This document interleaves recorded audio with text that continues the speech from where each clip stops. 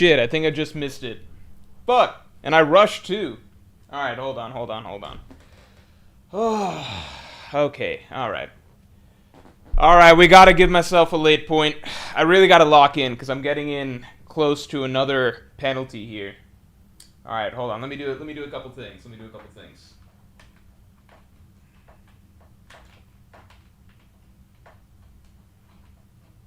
fuck?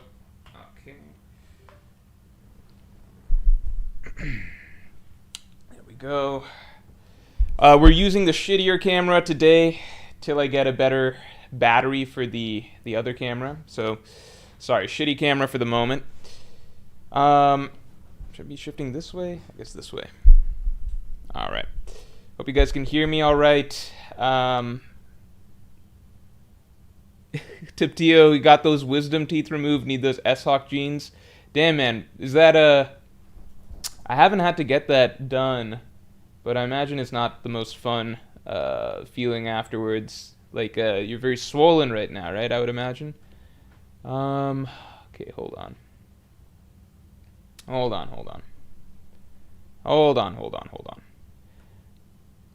right, you guys are gonna be very upset. In my rush to try and get the stream started, I'll give you some late points in a second. The fuck? Brandon's, what are the sent 6-7 for 67 jewels? What are the jewels? What's the jewel? I don't understand the jewels concept. Meek6173, thanks for the 5. Imagine if Smoker was as cool and adept with his smoke as Morel was in Chimerant. You think Smoker will come back soon as a relevant character? I mean, that's like the, what is it? What's it called? Is it called Purple Haze? I forget what his Morel Nen ability. Is it called Deep Purple. I mean, the thing you gotta remember, I think it's just not fair to compare One Piece to, like, Hunter x Hunter when it comes to fights.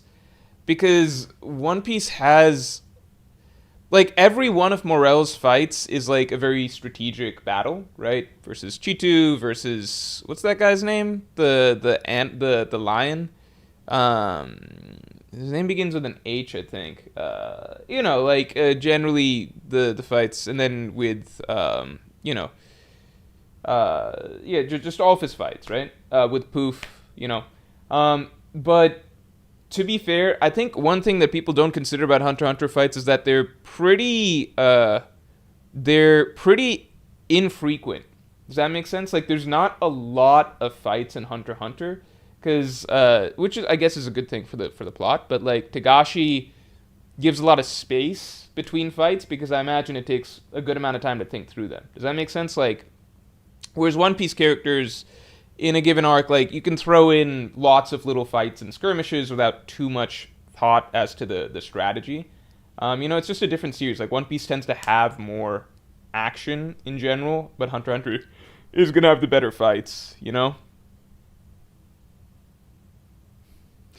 Andrew says it's not fair to compare One Piece's ass fights to Hunter x Hunter's amazing fights. Different strengths, you know what I mean? Different strengths. But it is the way it is. Julian Reed 6030, thanks to the 2. How many points to do the next Morchcast high? I mean, that's like a fun, I'd be down to do that as a penalty. Here, we can put that in the penalty thing. Hold on. I would say with One Piece fights, the one thing is, how do I say this? The only One Piece fights that are genuinely about strategy are Usopp and Nami fights. Those are the only fights that are genuinely about strategy. I think back when Chopper had Brain Point, it would also be about strategy. That's not to say there's no strategy. Like, if Zoro's fighting King, I guess the furthest the strategy goes is, like, Zoro being like, oh, there's a fire that turns on and off, I guess. So, like, there's not, like, zero thought, but it's not a lot of thought. Okay, so let me share this real quick. Okay, so I was late by 1. Oh, my God. Here, we'll add this as a penalty. Morge cast high. That'd be... I'm cool with that. High more... Do a Morge cast high. We'll put that in the 150 category. And we're going to remove the Jay Murphy collab, alright? Because I don't even know if they... I haven't checked Jay's channel in a minute. I don't even know if they still do that. So that's not... I think that's something that's out of my control, you know? That's out of my control. Can I remove that? I'll even give you guys one more penalty to add in. And do I think Smoker is going to be a relevant character? Sorry, Meek. Do I think Smoker is going to come back as a relevant character? I think so. I sincerely believe that, like, pre-time skip, Smoker was the most prominent side character in One Piece. He was the only really, like, significant recurring side character in the story. And to be fair, like, that was the case initially post-time skip. You would think that Oda's just continuing the trend because the first arc in the New World is a Smoker arc, you know? So it's almost like, oh, Oda's continuing down this line if Smoker's going to be that guy that's just always around. And then it's just like radio silence since then. But shit, it sucks that Smoker even got sent to do stuff with Vegapunk, but we didn't see him at Vegapunk's island. I don't know. It's tricky. I do believe that Oda's got a plan for Smoker. I just have no idea what it is. Because the problem with Smoker, he's in a very unique situation in terms of side characters in One Piece. Because to be a prominent side character right now, right? So here, let me pull up a little example chart, right? We obviously have... Here, look at this. Right? So we obviously have in One Piece prominent list of side characters in this. I've also made an espresso. I gotta go pick that up in a second. And I gotta go pee. So I'll just leave you guys with this.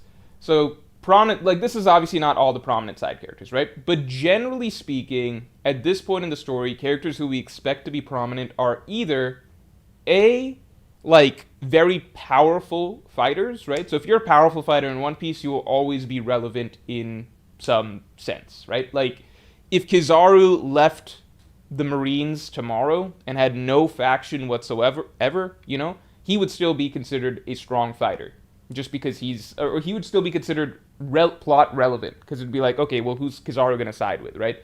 That's just the way it is. It doesn't even have to be Kizaru, like fucking Marco, right? Someone like Marco's not an admiral level character or anything, but he's still important in the plot, because we saw, like, he's strong enough that he is a relevant piece that the Wano storyline kind of roped in the sense that, like, we need stronger fighters on our side. Like, Marco is viewed as a big asset, not the whole Whitebeard pirates, just Marco on his own. It was like, yeah, this is going to be its own whole thing. Like, there's going to be a team that goes to Whole Cake. There's going to be a team that goes to, that stays on Zoe. There's going to be a team that goes to Wano. And there's going to be a team that goes to recruit Marco, because Marco's, you know, that strong. He's that big of a deal, right? Characters like Marco, Weevil, they're still plot relevant just because of their strength, right? So, different characters in terms of relevancy. There's, like, just if you're really strong, you're always going to be relevant, right? Mihawk's not in this image, but obviously it doesn't matter if you're really strong, you're always going to be relevant because you're a significant military asset. So what your choices are matter, right?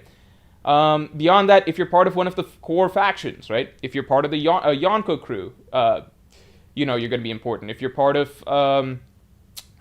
if you're one of the Gorosei, God's Knights, etc., you're going to be important. If you're one of the commanders, like, this is in terms of leadership, right? If you're up there in a Yonko crew, if you're up there in the Marines, like the Admirals, etc., that's relevant, yada yada.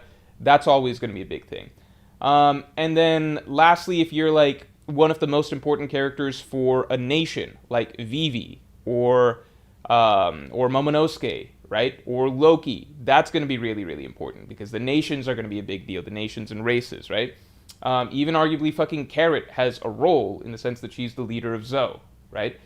And then you get down to characters like, okay, characters who aren't super strong just yet, but are still climbing, like Kobe. Like, we know that Kobe is set to really get a lot stronger over the course of this war and be a military asset, and he's got a huge role as the hero of the Marines, so even though he technically doesn't have the rank Doesn't technically have that level of strength yet. He will get there, right?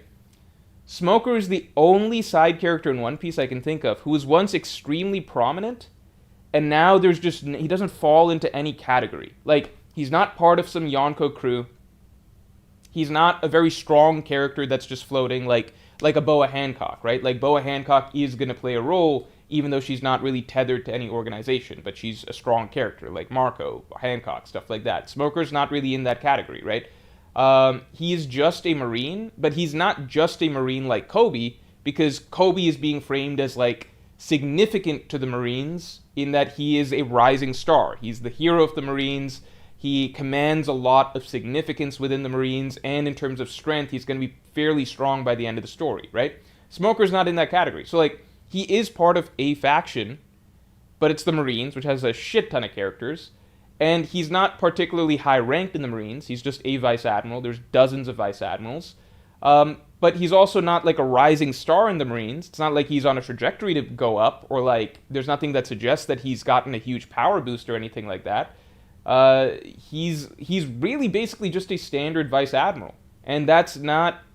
I mean, I imagine he's an above-average strength vice admiral, but that's really not ultimately that big of a like, there's no place for, like, there's no spot where you're like, this is what Smoker is set to do.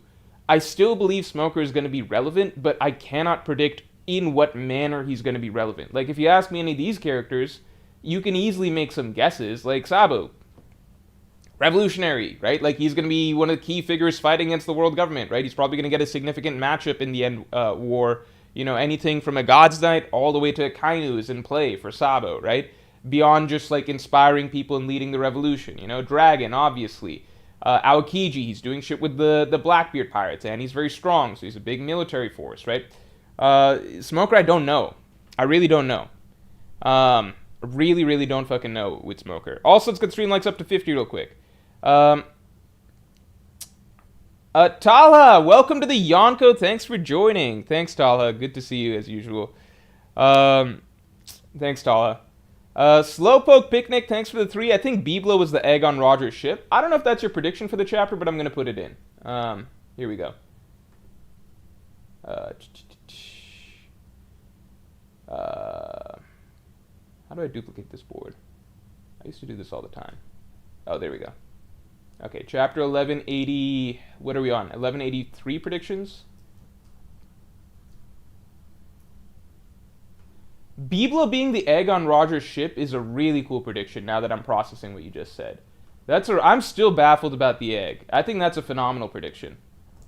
I thought that it would be someone from Joy Boy's time. Owls come out of eggs, right? Yeah, birds. That was a fucking stupid thing to say. All birds come out of eggs. Biblo was the egg from Roger's ship. That's a phenomenal prediction.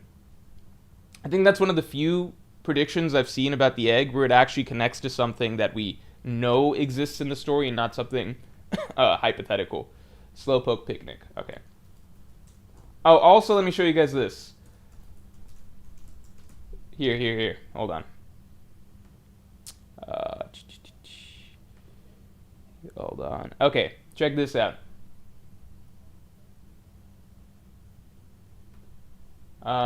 Here we go. So you see this? Chapter prediction winners. We got some chapter prediction winners. This is our running winner list. So if you're a repeat winner, you're shown here. All right, so this is our leaderboard. Now, this was not compiled by me. But this is basically the data that we have. So if you have beef with this and you want to claim that you won more times than is represented, then yeah. If you want to claim that you won more times than represented, I'm good with hearing out, what people's arguments are. Just got to point me to the chapter where you won. I think what we're gonna do is every X number of months, whoever's number 1 on the leaderboard, I think we should do it in Windows. So whoever's number 1 on the leaderboard, we will do some sort of uh, um, yeah, I guess some sort of reward for them or something like that. I haven't fully fleshed this out, but we can make this a dialogue. We can figure out what you guys would be happy with, and we can do it in so we'll do an all-time leaderboard, and then I think we'll do every few months, like whoever gets the most chapter predictions right in that span of months. I think that that would also be fun. Because if we only reward whoever's at the front of the all-time leaderboard, so first of all, everyone say congrats to Justin Holland. Congrats to Justin Holland.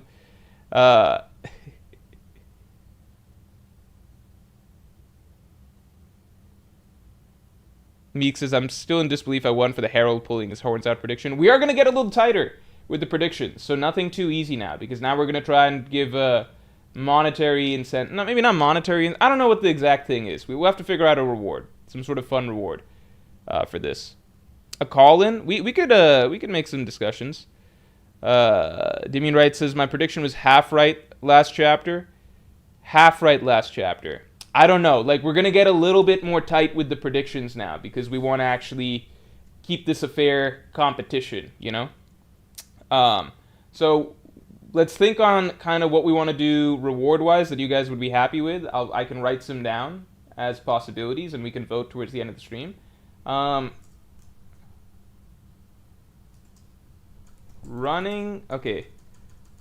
Possible rewards to discuss.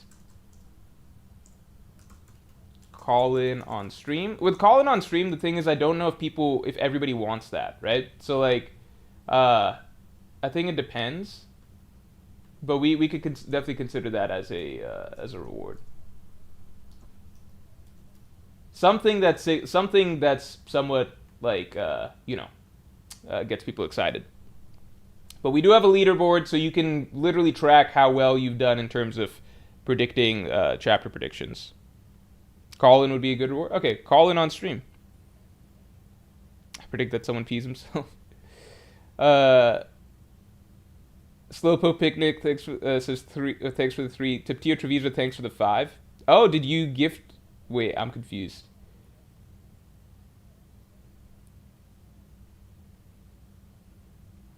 Keenan, thanks for the 10, man. Do you think the straw in Marijo has Jorbo's Haki in it, like the Haki knot?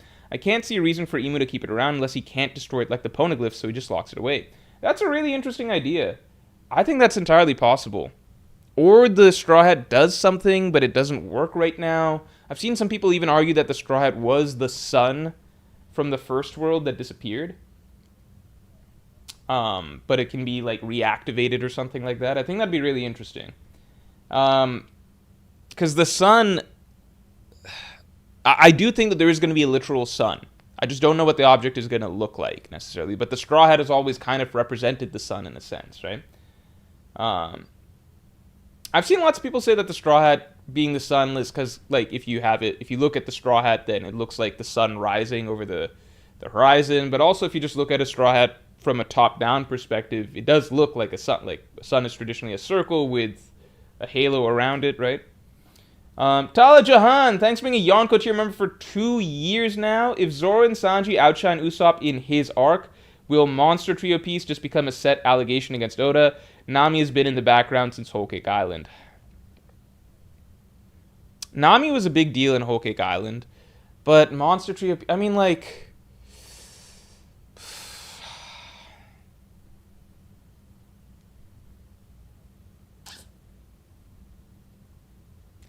I think that Zoro and Sanji will outshine Usopp in the sense that they will get bigger wins than him, but I think Usopp getting more pivotal moments is likely to be the case. Kind of like in Dressrosa, Zoro defeating Pika is a lot harder than Usopp defeating Sugar, but I think overall the arc was a bigger arc for Usopp. Usopp really was the star of the show in the sense, right? Usopp freed all of Dressrosa. He earned the Straw Hats their entire Grand Fleet. He got a statue made of him. He got the 5-star berry thing. I know people comment a lot about Usopp being a bum post time skip, but I think it's just really easily forgotten. He got them the entire Grand Fleet. I feel like it's possible from Oda's perspective, what he did for Usopp in Dressrosa was big enough that Usopp is essentially 50% of the reason that they became a Yonko crew, you know? So it's like, I feel like from Oda's perspective, it was like, well, I already gave Usopp such a huge role in Dressrosa. Usopp was like arguably like between Luffy, Law, and Usopp, that's kind of arguably the trio of main characters of Dressrosa. And Dressrosa is a really big arc. It's a 100 chapter arc, right? So from Oda's perspective, maybe it's like, I did such a big thing for Usopp there that, like, it's okay to not give him anything for, like, he's good till Elbaf, right? So I kind of feel that perspective is valid to some degree, if that's just how Oda's thinking. But I think my bigger issue has always been that Oda shouldn't have made Usopp look like such a... Like, I would rather Oda have done almost nothing with Usopp in Wano than give Usopp, like, a lot of... What the hell is going on here? Why can't I format this? Is this really not enough space? Okay, there we go. Yeah, I think I would have preferred if Oda did almost nothing with Usopp in Wano, rather than do what he did, which is, like, make Usopp just be a real giant bitch the whole arc. Like, Usopp is saying stuff in that arc that's crazy, and it's not, like, in a funny way. It's literally, like, Usopp says on many, many occasions, if I'm captured, I will sell out the crew, I will cave into torture immediately, I will sell out all my friends, I won't be loyal at all. He says all of this throughout the arc repeatedly, and it's kind of like, okay, but Usopp, you wouldn't actually do that, right? But we never actually get to see the reminder that Usopp probably would not sell out his friend. It's just bizarre. Like, Usopp makes himself sound like terrible throughout the arc, and then there's no redeeming moment. And it doesn't help that even the minor shit he was doing was, like, literally being like a snake oil salesman. Like, it's like also like fucking like, which also had repercussions, like the fucking scene with Toko and her father. Like, it's just like, it was really bad. So to me, I'm okay. How to explain? I'm okay with Oda's treatment of Usopp in general, in terms of, like, not giving him much for the last 300 chapters, because Oda did do like Oda. If you just compare to other Straw Hats, right? Like, writing wise, Usopp still has gotten more than characters like Chopper, Frankie, Robin over the course of the time skip by, like, a good Brook. Like, Usopp still, it's more so a symptom of, like, most of the Straw Hats have not gotten that much, period. Usopp has gotten a lot. It's just really concentrated in one arc. Like, you could argue Dressrosa was essentially an Usopp arc, and he had a huge impact on the entire story in that arc, in the sense that he created the Grand Fleet, or he caused the creation of the Grand Fleet. Luffy, by the way, had nothing to do with the creation of the Grand Fleet. The Grand Fleet fucking hated Luffy. They're just loyal to him because of Usopp, you know? They're just loyal to him because of Usopp. So, like, I think it cannot be understated how important Usopp was, like, what a huge impact he had on the Straw Hats. Like, you could argue that after that moment, in terms of contributions, Usopp did his job fairly. Like, it is fair for him to sit back on his laurels for many arcs, you know? Like, that's pretty fucking big. He created the entire Straw Hat fleet. Okay, so that's a pretty big contribution. You could argue that it's the biggest contribution any Straw Hat has had to the crew's fortunes so far in the entire New World, okay?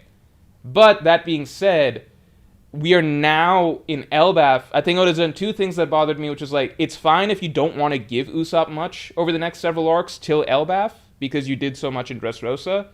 But in Wano, you don't need to drag him through the mud and then not redeem him in any way. You know, that's like, you don't need to, like, if you don't want him to do much, then that's fine. But don't include him repeatedly on screen just to portray him badly. So that's different. I think Oda should have just not, like, dragged Usopp through the mud in Wano. He could have just had him sit back and be a wallflower, kind of like Brook or whatever in Wano. You know, he can do the Kibidango thing still. That's fine. Like, it's better to have him do nothing at all than have him have a lot of dialogue that basically makes him a piece of shit, okay? So that's one. And then two, in Elbaf, Usopp now does need to do stuff. Like, we are now at the point where time's run out. Like, you know, Dressrosa bought Usopp a ton of time, in my opinion, but now that sort of, like, goodwill is coming towards its end. I think now is the time that Oda needs to, like, we were promised stuff for Elbaf, so, you know, now's the time to get it. I'm going to grab my espresso and go to the bathroom real quick.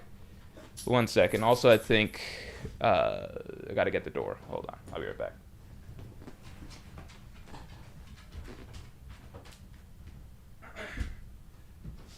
Is he out?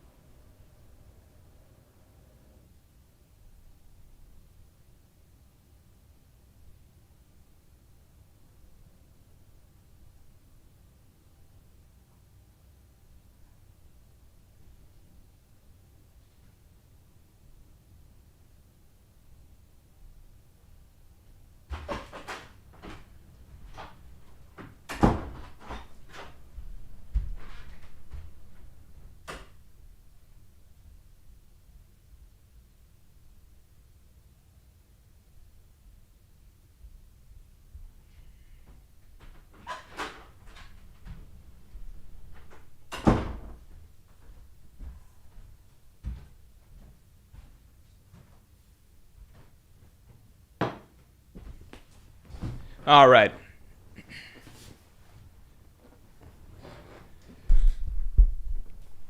All right, continuing on. Taptio Treviso. First of all, wait, you guys can hear me, right? Hello, hello. Testing, testing. Testing, testing, testing. Okay, we're good. Also, let's get stream likes up to 50 real quick. Let's get stream likes up to 50. Taptio Treviso, thanks for the 2. Sabo versus Akainu is Admiral downplay from Yonko fans. Ooh, that's a hefty allegation. I don't know if that's the... I mean, like... I always viewed it as, like, Sabo fans just genuinely being that delusional about the character. A character who's not even a Conqueror's Haki user. Like, I don't know how that can be stressed... How come that, like, how to stress that enough? Yeah. Yo, this first prediction is kind of fire, not gonna lie. I think it's a really great prediction. Even if it's not a prediction that comes true this chapter, it's a really great prediction. I disagree with Sabo versus Akainu. I do think that Luffy will be the one to take out Akainu at the end of the day. But it's looking harder and harder because it's just like Luffy... The scale is going so high now, right? So it's kind of like Luffy's going to be fighting Imu this arc. Obviously, he's not going to defeat Imu, but it's just I don't know what I think of like Luffy versus Akainu after this being a particularly exciting matchup, you know? Unless Akainu, like, because before it was like, okay, well, Akainu, if he's awakened Conqueror's Haki, then it's a cool matchup. You know? So I was kind of banking on Akainu having awakened Conqueror's Haki. It fits his character, all of that.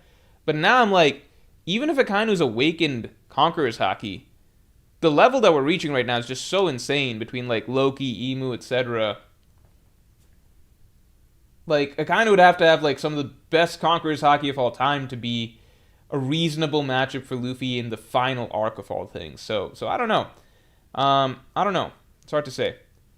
I think, but at the same time, because like if Luffy's fighting Akainu right before whoever like at this point, Luffy versus Akainu would have to happen in the final war, right? And it would probably be the matchup Luffy has before his last matchup of the series, whatever that is, right? I personally think it'll be Blackbeard. But if that's the case, Akainu is going to need to be so strong to be like a second to last matchup for Luffy. Now the flip side is that Sabo is just nowhere near strong enough to fight Akainu.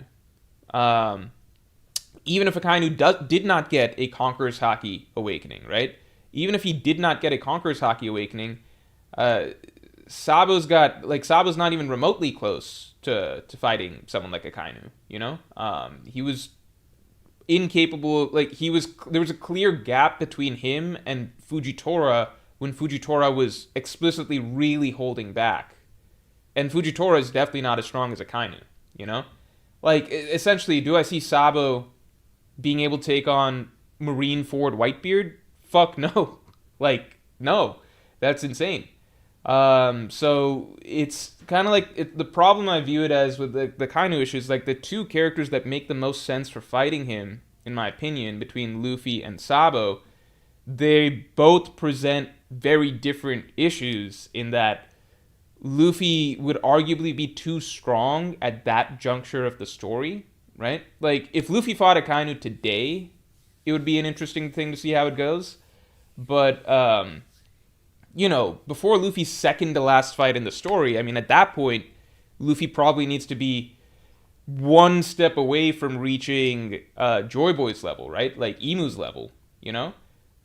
So I'm just like, at that point in the story, how is Luffy fighting Akainu good? Even if Akainu's gotten Conqueror's Haki, it would have to be a huge boost or something. And then on the flip side, it's like, well, Sabo can't fight Akainu. So I just don't know. I don't know. Lily Moo 56 says Sabo will definitely be stronger. We got to stop doing this, man, lol. I agree Sabo will be stronger. I'm not saying Sabo's going to be a bum. I think Sabo could even reach Admiral level by the final war. He was explicitly shown to not be Admiral level last we saw him in combat, right? Like against Fujitora, couldn't damage the Gorosei, whatever, right? But I think he can get there by the final war. I could see Sabo beating someone like Green Bull, who he has a good matchup against. Akainu is really fucking strong. Like really fucking strong, you know?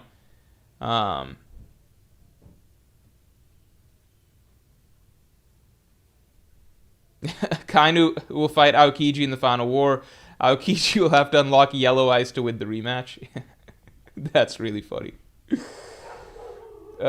Julian Reed 60. I think that's my problem with a lot of like Sabo, like predictions about Sabo defeating Akainu. So much of the predictions read like just fan fiction. It's just like, Morge, what if Sabo awakens like blue flames or something and blue flames beat magma or something like that? And I don't know, or like the Spirit of Ace channels through his fruit or something.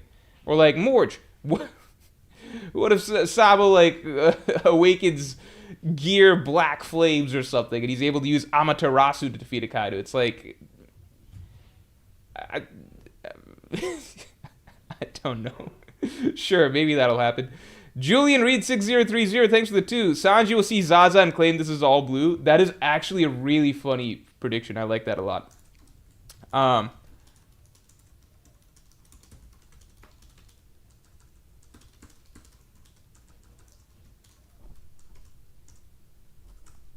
That's a really funny prediction. Sean Easton, thanks for the 5-man. Prediction, the chapter will end with Luffy joining the fight. Emu drops the, oh hey, it's you act and is very pissed at Nika. Yeah, I like that. Okay, Luffy joins the fight in the end, and Emu is genuinely pissed at Nika.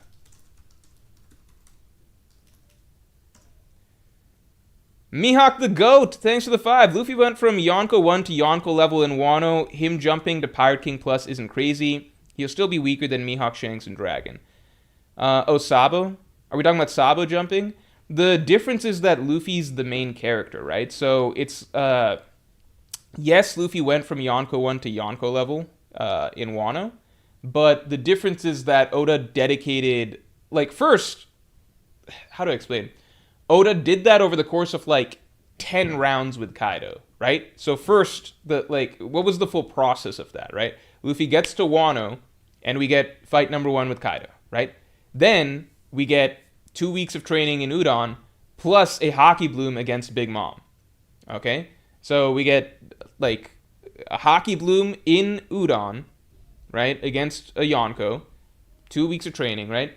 And then we get to Onigashima, where Oda then dedicates like a 50-chapter fight to Luffy, getting 2 major power-ups, and one of which, and both of which are power-ups that do not apply to Sabo in the slightest, because one of them is awakening his Conqueror's Haki coding, right? Sabo doesn't even have Conqueror's Haki in the first place. So that in itself is like one of the only ways in One Piece that you can get a gigantic jump when you master, Conqueror's Haki coding. That's what takes you from like, that literally took Luffy from, if you remember, at the start of the Onigashima battle, he was losing Haki clashes to ulti. Like an armament Haki clash, he was struggling against ulti. That took Luffy from from clashing evenly with ulti, like just awakening his Conqueror's Haki coding, right? That took him from Luffy from clashing with ulti to splitting the sky with Kaido. That's a gigantic jump that Sabo cannot do because he does not have that ability, right? That's the strongest ability in the world that a very rare handful of people have, right? But that wasn't Luffy's only power-up. He also awakened a literal god fruit, maybe one of the 2-3 strongest fruits in existence. Maybe number 1, we don't know its full potential yet, right? But he also awakened a god-tier fruit, which again, Sabo doesn't have. He just has the Mera no Mi, right?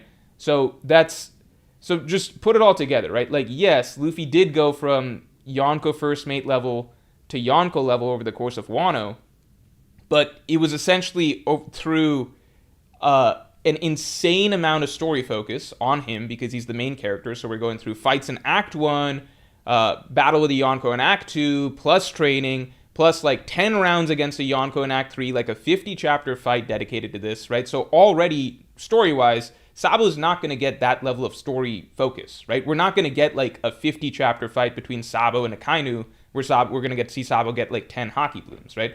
Sabo is likely going to get, he's an important character, but you can expect similar amount of focus as like, a Law, Zoro, Sanji type fight or something, right? So it's not going to be 50 chapters against somebody with like a bunch of power-ups, right? And then 2, even with the fact that Luffy had so much story focus, like, let's say that Oda just shortened all of that, right? Like, let's say Oda just shortened all of that, and he squeezed the power-ups in very quickly, right? I mean, you can do that, but the power-ups that Luffy got are also fundamentally unique to him. Sabo can't get those sort of power-ups. He's not going to awaken Conqueror's Haki, so the big boost that Sabo can get just doesn't exist. And his fruit, frankly, is not one of the strongest Logia fruit. I think the Fire Fruit is a solidly good fruit, but it is, one, strictly weaker than the Magma Fruit, as has been established, right? So it's already just inferior to Akainu's abilities, right? And in the grand scheme of fruits, like, there are a lot of Logias that are better. The Magma Fruit is explicitly better. Lightning Fruit, the Light Fruit, the Yami Yami no Mi, etc. Like, Sabo has a solidly strong fruit, but it's not something that is gonna... It's just... Either way you spin it, like, Haki-wise, he can't get the type of power-ups Luffy did, and then fruit-wise, he can't get the type of power-up that Luffy did, because he doesn't have a God Fruit, right? So, I think it's just vague to say, well, Sabo just trained to get stronger or whatever. It's like, well, last we saw he trained, and he still can't damage the Gorosei, so what exactly are we talking about here?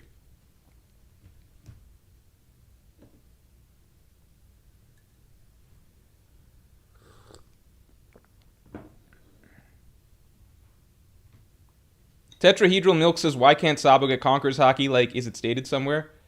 I mean, that's like saying, why can't Jozu get Conqueror's Haki? Or like, Why can't Vista get Conqueror's Haki? Why can't Morley get Conqueror's Haki? Why can't Ivankov get Conqueror's Haki? I don't know. They're not written like. I guess my question is, where is Sabo written like a character who has Conqueror's Haki? That's my question, which is always like, where do you see Conqueror's Haki? Like, what's Sabo's like huge, crazy, transcendent moments of will that we see? Like, where's he written similar to other Conqueror's Haki users? I've never seen that. I guess I've never seen the argument for Sabo having displayed Conqueror's Haki traits outside of people just wanting Sabo to have it, you know? Newport's Poppy says Sabo's not fucking Jozo or Vista. Stop. No, Sabo's obviously stronger than them, right? But okay, we can give other examples. Why can't Kizaru have Conqueror's Haki, right? Maybe I gave an insulting example. Why can't Kizaru have Conqueror's Haki? Why can't Fujitora have Conqueror's Haki? You can be strong characters and not have Conqueror's Haki, right? Like, it's how characters are written more than anything, you know? He's making whole nations uprise. I don't know. But that's... What does that have to do with Conqueror's Haki?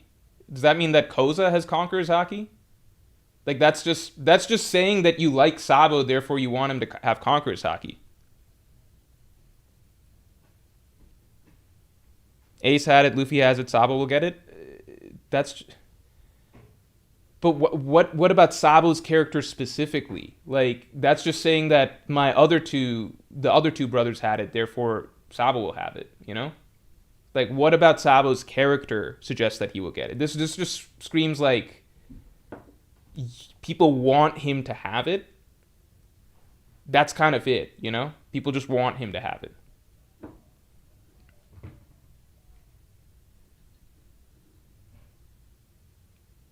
"3D Table says, why are we acting like Conquerors is special and not just a power-up for strong characters? Because it is a power-up that is related to your character, you know? Like, Marco and Katakuri are both first mates, but Marco, while written as a strong and brave character, is never really shown to have, like, that sort of willpower that Katakuri has displayed, like those sort of transcendent... Like, think about the moment before Oda showed us that Katakuri has Conqueror's Haki, right? He had Katakuri do that really honorable... like he was so invested in defeating Luffy the right way that he stabbed himself. He literally mutilated himself, right? He ran himself through and then got back to the fight, and it's like, basically like, Luffy, you and I, like, in terms of just resolve, we are on a different level than characters that are surrounding us, like Flambe, etc., and that's when they both released their Conqueror's Haki, right? It's very symbolic. That's the type of thing that you'd expect from a Conqueror's Haki user, you know? Marco, very strong. I think Marco's stronger than Katakuri. That doesn't mean that Marco fits the description of a character having Conqueror's Haki. Law's a very strong character. It doesn't really make sense for him to have Conqueror's Haki. He's never shown anything like that.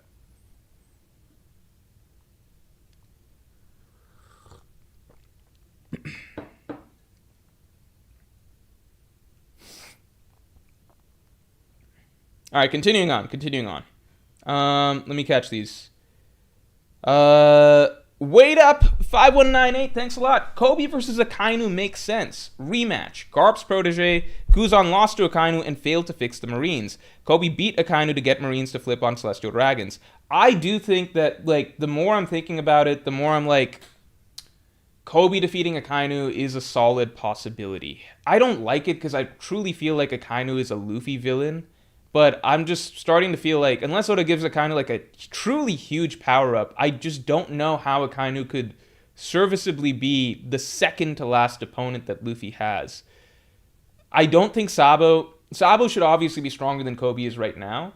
But, like, if Oda wants to write it like Kobe continues to master Conqueror's Haki, assuming Kobe does have Conqueror's Haki, which is what it looks like, assuming Oda continues to write Kobe in that manner, and give him more... Like, Oda... Like, because Conqueror's Haki is such a ridiculous amplifier, if Oda wanted to write Kobe fighting Akainu at the end, that would be a more reasonable matchup than Sabo versus Akainu. Obviously, Sabo's stronger than Kobe right now, but with Kobe, there's at least, like, an avenue for extremely fast growth. Like, extremely fast growth, where Sabo's kind of capped out.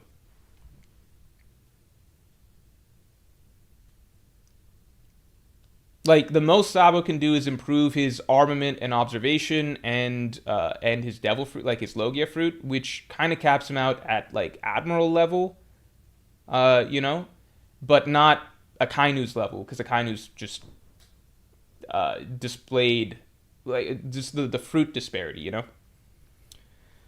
A J05, thanks for the 2. Gunko helped Sanji with Zaza plus Harden Masterclass tonight. Oh, I'm not even keeping up with that shit. I'm literally not going to. Let me get your prediction in. But I'm not even going to. Oh,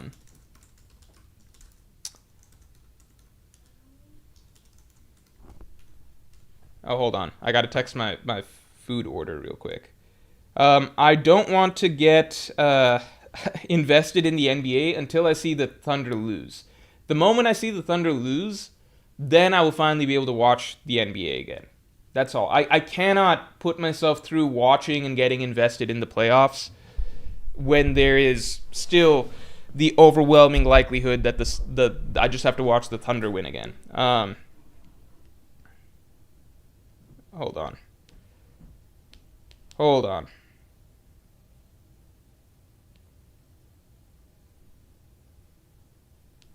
Hold on.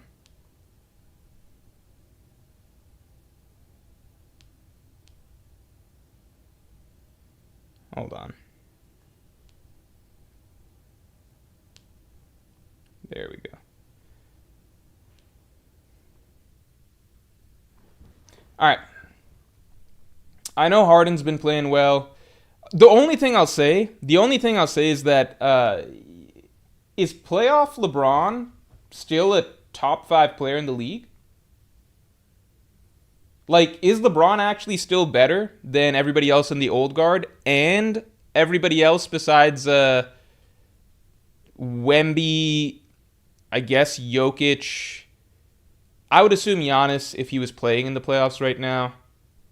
Luka, I don't know. LeBron, from what I saw, I didn't actually watch the games, but from what I heard, LeBron was outplaying Shea in the playoffs, right?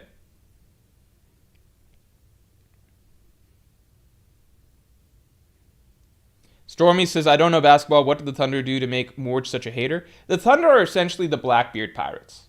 They're essentially the Blackbeard Pirates in that they have no honor.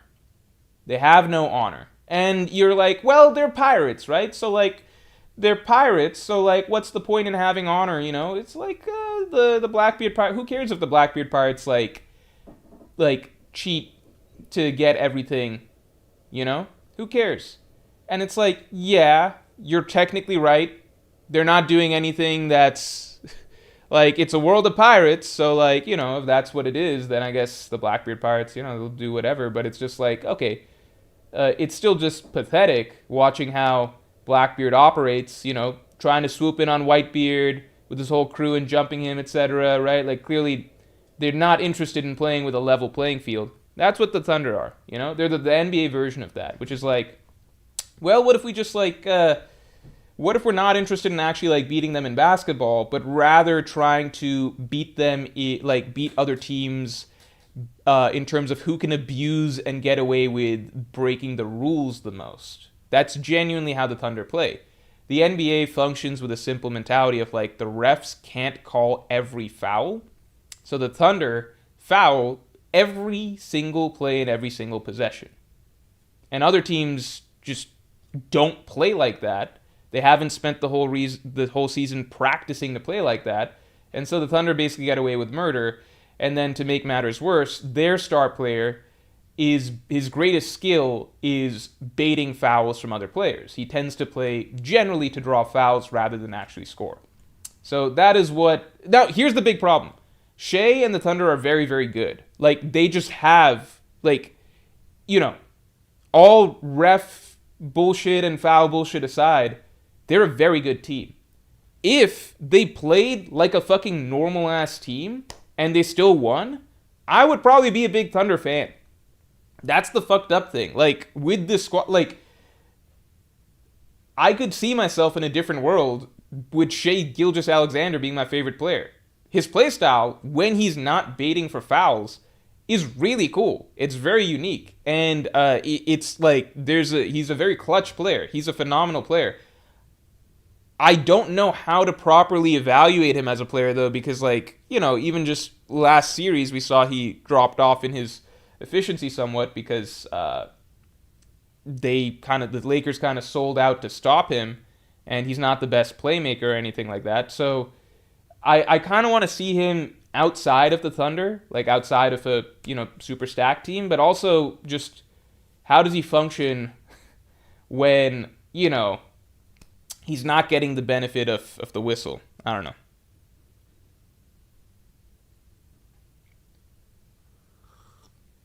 Newport's Poppy says Shea leads the league in drives and averages 25 plus when you subtract his free throws. That's just not... That's so frustrating because that's just like... That's the Thunder argument, and it's just so reductive. It's so reductive. It's literally just like, I watched Shea all of last year's playoffs.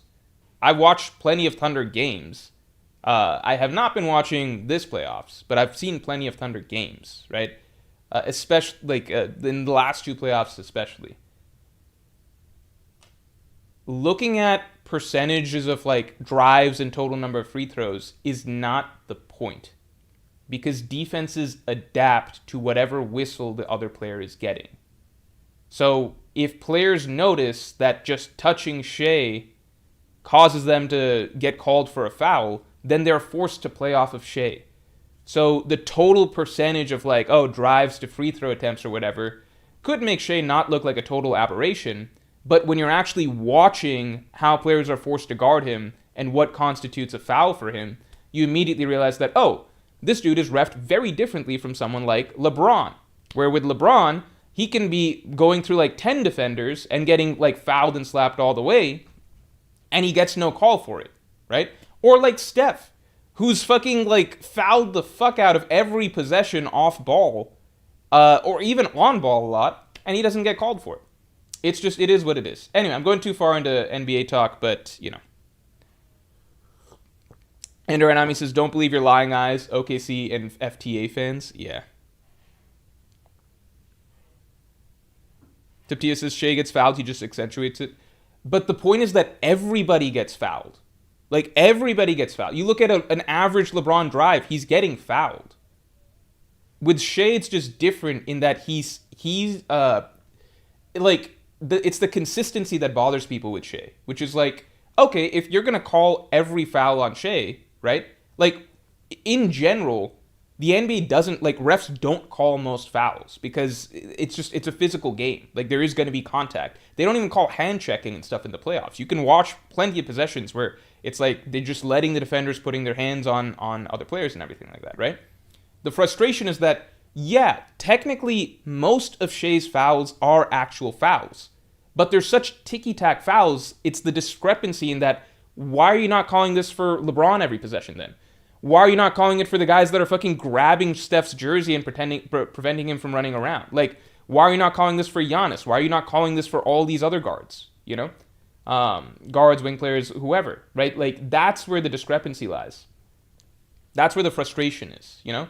It's like, sure, fine, give Shea those foul calls, but then you got to give it to everybody else. But that's not what happens. So it feels like the standard is very different for what Shea is able to get away with getting called a foul versus what many other players have to endure to get a foul called on them.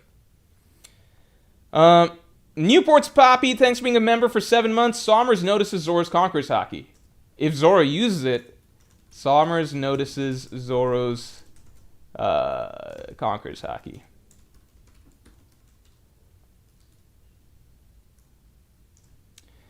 Vivinosa, thanks for the 2. Kid is teased next chapter. He's got a covenant. Oh, that would be insane. You know what? Even if Kid is shown next chapter, I'll give it to you. But if you get both, that's like a little bonus. Kid is teased next chapter. Bonus, he has a covenant. That would be crazy. What a sellout Kid would be. I don't think Kid would ever do that, though, because if he didn't do it with Kaido, you know, like Kaido beat his ass and Kid still didn't bow down. So I don't think Kid would ever do that. Montesidiac, thanks for the 2. Sanji and Zoro get hype tooled by Omened Gods Knights. That's a bold prediction. I don't think that's going to happen, personally. They just got hype tooled, you know?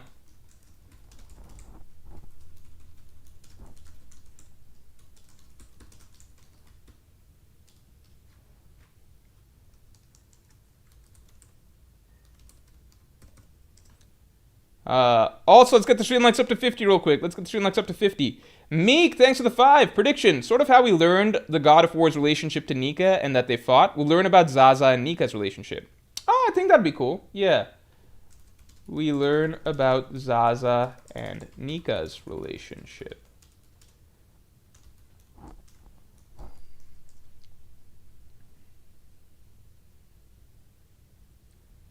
Shafi, thanks. Akainu versus Dragon. Also, Loki loses, my prediction. Oh, yeah, nobody's predicted that, interestingly enough. Loki loses this chapter. Loki loses. Shouts to Loki for lasting longer than I think most people had him. Because, one, he's coming into the fight very injured and handicapped, right? But then, two, on top of that, I think most people thought he would, you know, have a good one-chapter fight at best and then go down. But we're now if he goes down next chapter, it's like, damn, he lasted 3 chapters against the strongest character in the world while injured. That's pretty good. Newport's Poppy says 2018 Harden. So the thing with Harden was that in the playoffs, there was 2 things with Harden, right? So part of my increased hate for Shea is because Harden, I don't think I ever strongly disliked as a person. I don't truly dislike any of these NBA players as people. You know, I don't actually know them or whatever. I do personally feel like how you play in basketball or in competition or in any sort of game does to some degree reflect your character. You can see that a lot, you know, in small ways. You know, Kevin Durant, very focused on his image and perception, right? Which is why he's talked openly about how he is very focused on maintaining a good field goal percentage. He won't chuck shots or anything like that if he's worried that he won't take half-court heaves or buzzer-beater heaves or anything because he's worried about his field goal percentage, you know? Sorry. Steph Curry, known to be a very, very, most people who talk about Steph as a person talk about how he's just a really, really good guy, very selfless guy, very giving person. And that translates to his play is generally very selfless, right? He's okay taking a step back, being off-ball. He plays off-ball and is willing to be a screener more than any other star. He was fine stepping back for Kevin Durant and everything like that. He's very okay with distributing the love and everything like that. Even if he ultimately is going to be the star of the show, he's okay with not being the star of the show, right? You can kind of see this sort of you look at how players you look at the personality of players like a Russell Westbrook. He in person is a generally very aggressive, confrontational type person, you know? He will kind of he's kind of got that energy, and that translates into his play. In his play, he's a very, very aggressive, almost violent, physically violent player in his prime. Not in terms of hitting people, but just he's just this fucking velociraptor that's tearing down the court and slamming with ferocity, you know?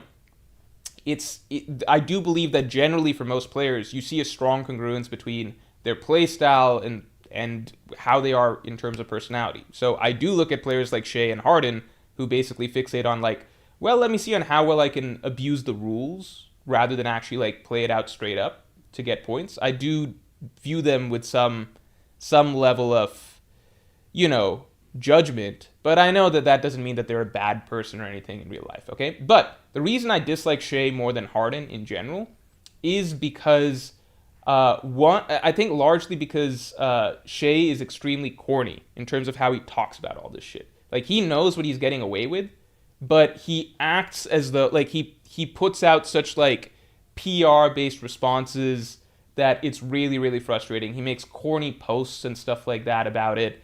And about his hate and everything like that. That's annoying. I'm if you want to be a villain, just be a villain.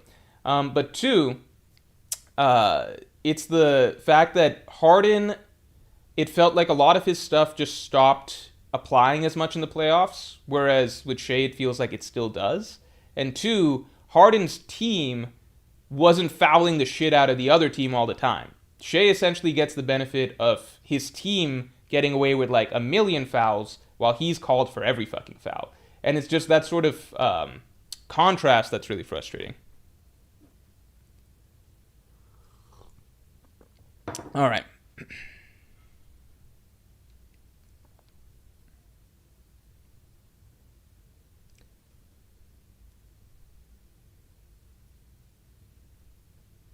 As for Akainu versus Dragon, I feel like there is potential for that. The two have just never, they have no history, and they've never, like, for all the other matchups, right?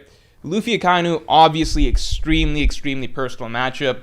Luffy's scar is literally from Akainu. Akainu killed his brother in front of his eyes. Luffy still openly hates Akainu and gets angry every time he hears his name.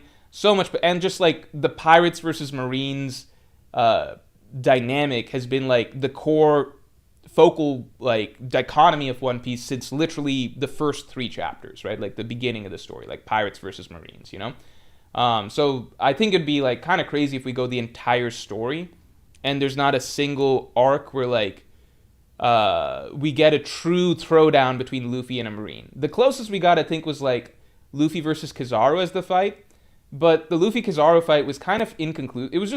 It was a brief battle that was basically inconclusive, right? It wasn't it wasn't anything like Luffy versus Lucci in Enies Lobby, where it's like this huge, serious battle with like so much on the line or so much emotion. Like Luffy versus Kizaru was essentially just like a minor fight in the grand scheme of things, right? So I think there's so much for the potential for like Luffy, upcoming Pirate King, versus the leader of the Marines, who stands for everything Luffy doesn't, yada yada, right? But set that aside, right? Sabo versus Akainu, I see the argument as well. Akainu also killed Sabo's brother, and the revolutionaries have some level of natural, animosity with the Marines. It's tricky because the revolutionaries' enemies are not really the Marines. The revolutionaries' enemies are the Celestial Dragons. But I could see Sabo versus Akainu, right? And then Kobe versus Akainu is obvious. I mean, like, the future of the Marines versus the current leader of the Marines, right? Kobe represents the opposite of Akainu's type of leadership. The showdown at the end of Marineford, yada yada. So I can see an argument for all 3 of these. With Dragon versus Akainu, it feels like it's a cool matchup on paper. And again, it kind of makes sense because it's like leader of the revolutionaries versus leader of the Marines. But Dragon's really not focused on the Marines. Like, his focus is the Celestial Dragons. The Marines just happen to be like one of the military arms of the Celestial Dragons. But I don't think Dragon feels anything personally towards Akainu. Like, we have no sort of backstory or history. I thought that that might develop once we learned Dragon's past, because we knew that Dragon, he's the same age as Akainu, and we knew that he was part of the Marines. So it's like, maybe Dragon and Akainu, they had a sort of history. But it turns out that's not really the case as far as we know, right? Dragon left the Marines so early. It's not like people speculated Dragon might be a former admiral who used to butt heads with Akainu. Turns out Dragon wasn't. It's just, it doesn't feel like there's any clear connection between Dragon and Akainu, other than like Dragon is trying to fight the Celestial Dragons and Akainu currently serves the Celestial Dragons. But even then, it's like, is Akainu going to be serving the Celestial Dragons at the end of the story, or is Akainu going to try and do his own thing? Because Akainu doesn't agree with a lot of what the Celestial Dragons do, and Akainu's certainly not going to be on board with flooding the world. That's not what he stands for. So I think Akainu versus Dragon, to me, it's like a matchup that sounds cool on paper, but it has a lot less going for it, I think, character-wise for Dragon. Akainu hates Dragon, so there is that, so there's that end of things. I think there's just a lot less going for Dragon in that regard. Character, in terms of character matchup, it making sense, and just symbolically it making sense, and just like in terms of narrative setup. But I agree it would be a cool matchup if it happened. Like, I wouldn't complain. Julian Reed, I know you said this on the, wait, I don't want to skip this, hold on. Julian Reed, your first comment, thanks for the 5. To be fair, you were making the same argument at the start of the arc when people were saying Sanji would unlock Conqueror's Haki and Sabo's writing could develop further. You are right. I took a step back and went through, because, like, this is a case where I had assumptions about Sanji's character, right? a lot of those assumptions, to be fair, were based on Oda going so hard on the technology route with Sanji's strength development that I started to feel like, okay, Oda's never really done anything that suggests Sanji has Conqueror's Haki. You know, it feels like a lot of Sanji fans want him to have it just because Zoro's going to have it. Oda's clearly going down this whole exoskeleton, cyborg route or whatever for him. So I had a lot of doubts, right? Now, there was so much discussion about Sanji having Conqueror's Haki that I took a pause. I did go through and just read a lot of Sanji's moments again. And I came to the conclusion that, okay, Sanji does actually have plenty of moments of like extreme displays of willpower throughout the story. It's just not in traditional Conqueror's Haki contexts.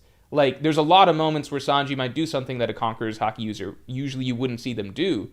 But you look at so many moments, like even just going back to Baratie, yeah, Sanji's not gonna, like, kill himself over his dream like someone like Zoro would. But in Baratie, we saw Sanji make that stand against Pearl where he's like, I will stand here and take all this punishment. I will die even before I back down from protecting the person I'm in debt to, which is Zeph, right? That's huge. Like, that's a transcendent moment of will. You can see this more and more throughout the story. Sanji has moments like that. It's just usually, it's unique in that he's following, like, it's moments where he follows his own, like, really bizarre sense of Kishido or chivalry or whatever, you know? So he has those sort of moments. Even from his very introductory arc, he had that sort of a moment, you know? So I had to reevaluate my opinions on Sanji.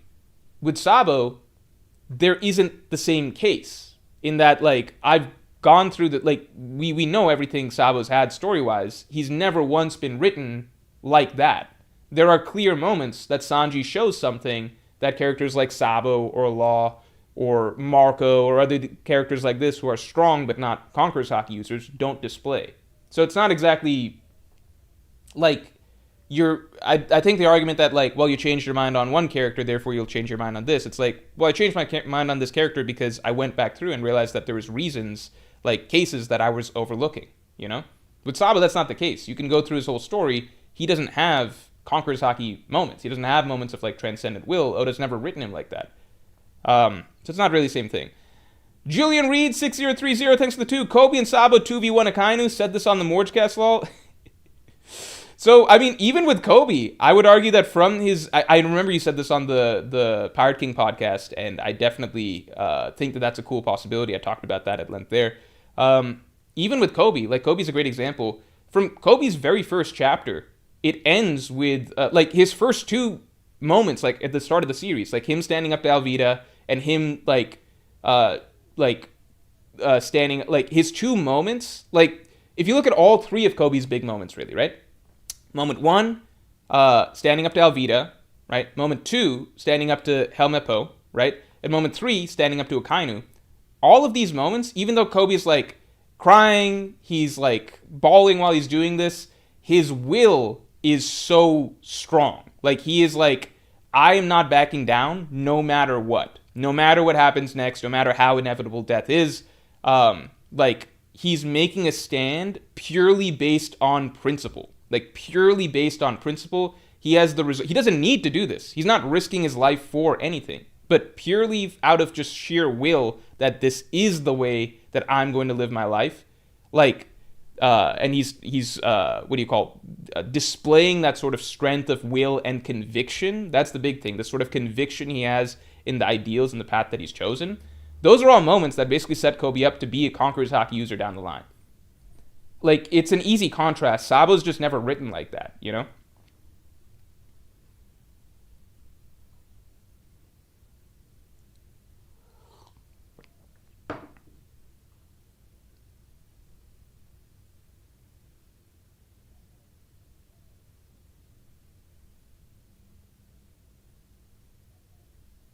You're all out acting like Oda doesn't give that shit to anybody? No, it's fairly consistent. Like, there's character... Like, the moment Kizaru's saying stuff like, I'm a cog in the wheel, you know Kizaru's not a fucking Conqueror's Haki user, you know? There's a clear trend... Like, you look at all of the characters who have Conqueror's Haki, and the trend is either they all have, like, crazy transcendent displays of will, or they're characters who we just haven't seen in enough contexts to really know much, right? But characters who we've seen, plenty of, we can generally judge whether they make sense for like Oda's writing them as Conqueror's Haki users or not.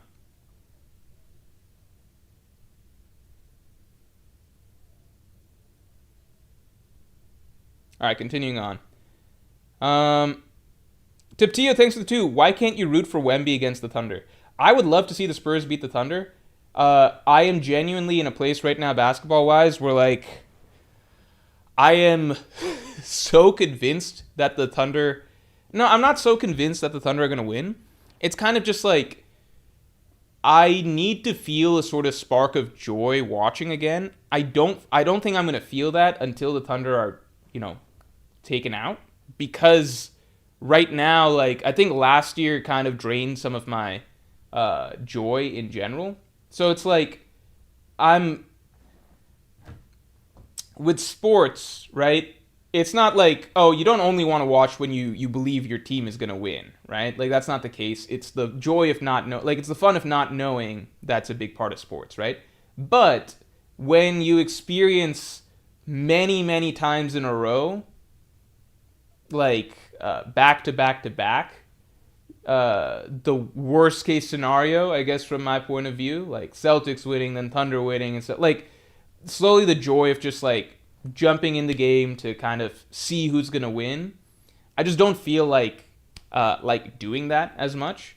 So I think I need a spark of hope first. Like, I think maybe if the Spurs win the first game or win 2 games, like, I don't feel like jumping in to dedicate essentially 3 hours of my life when I could be watching something else or whatever to putting, my emotions on the line again just to see the Thunder potentially win, So right now, essentially, like, if the Spurs make some headway in the series, I will probably jump in. But at the moment, I'm just not that invested. Dom2263, thanks for being a Yonko tier member for 43 months.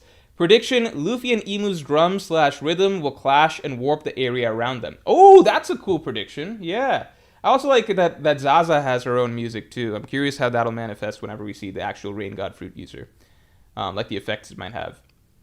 Luffy and Emu's drum/rhythm will clash and warp the area around them.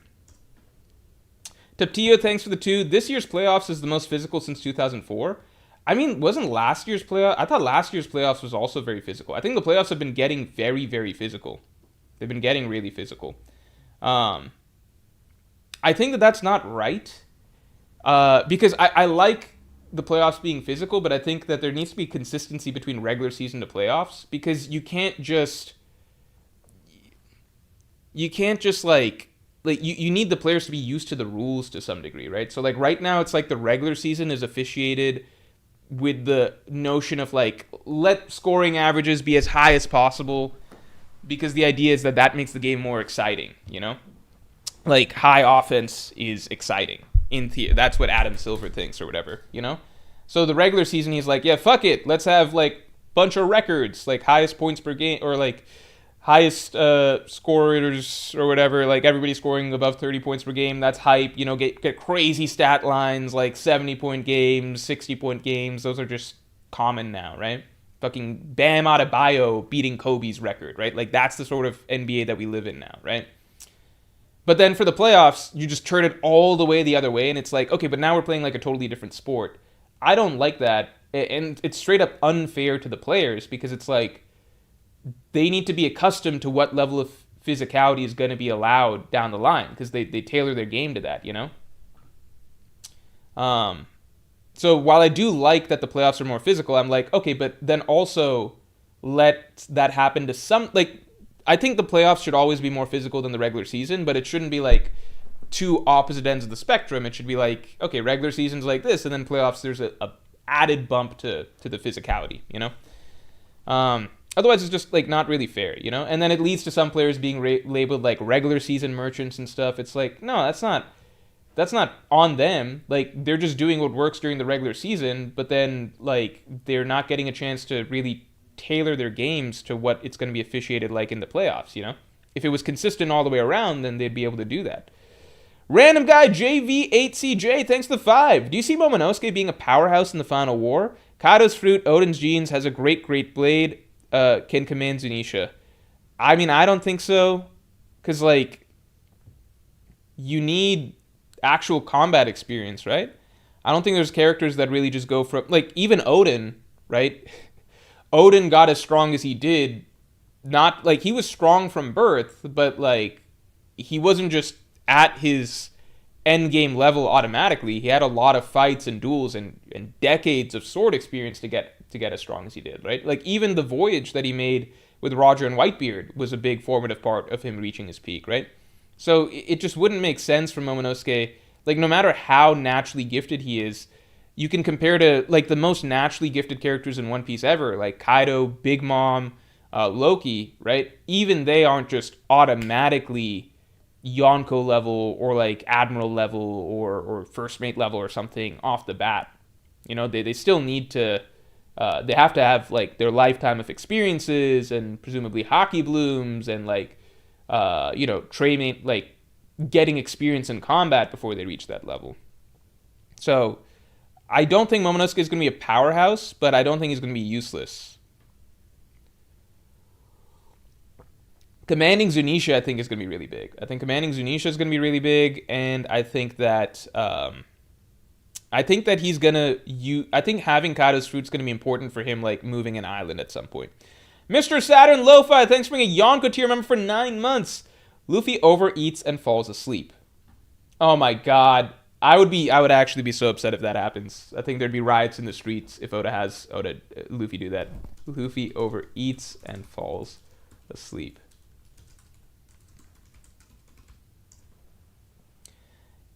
Armario, thanks. Emu defeats Loki or Zoro kills Emu, Zoro kill Loki agenda. I'm going to put down Zoro kills Loki because I think we already got a prediction for Emu defeating Loki. Sorry, I'm going to put down Zoro kills Emu. But no, I think we've already got the prediction. Who predicted that Emu kills Loki or defeats Loki? Wasn't that predicted? Kid is teased, Sanji, Zoro get hype-tooled. Oh, Loki loses, yeah. Zoro kills Emu. Armario.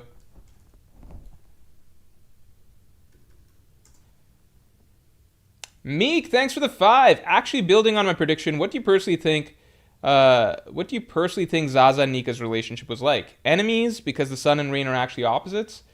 So, again, so I'll be clear. I'm always going to maintain that we're never going to learn about, like,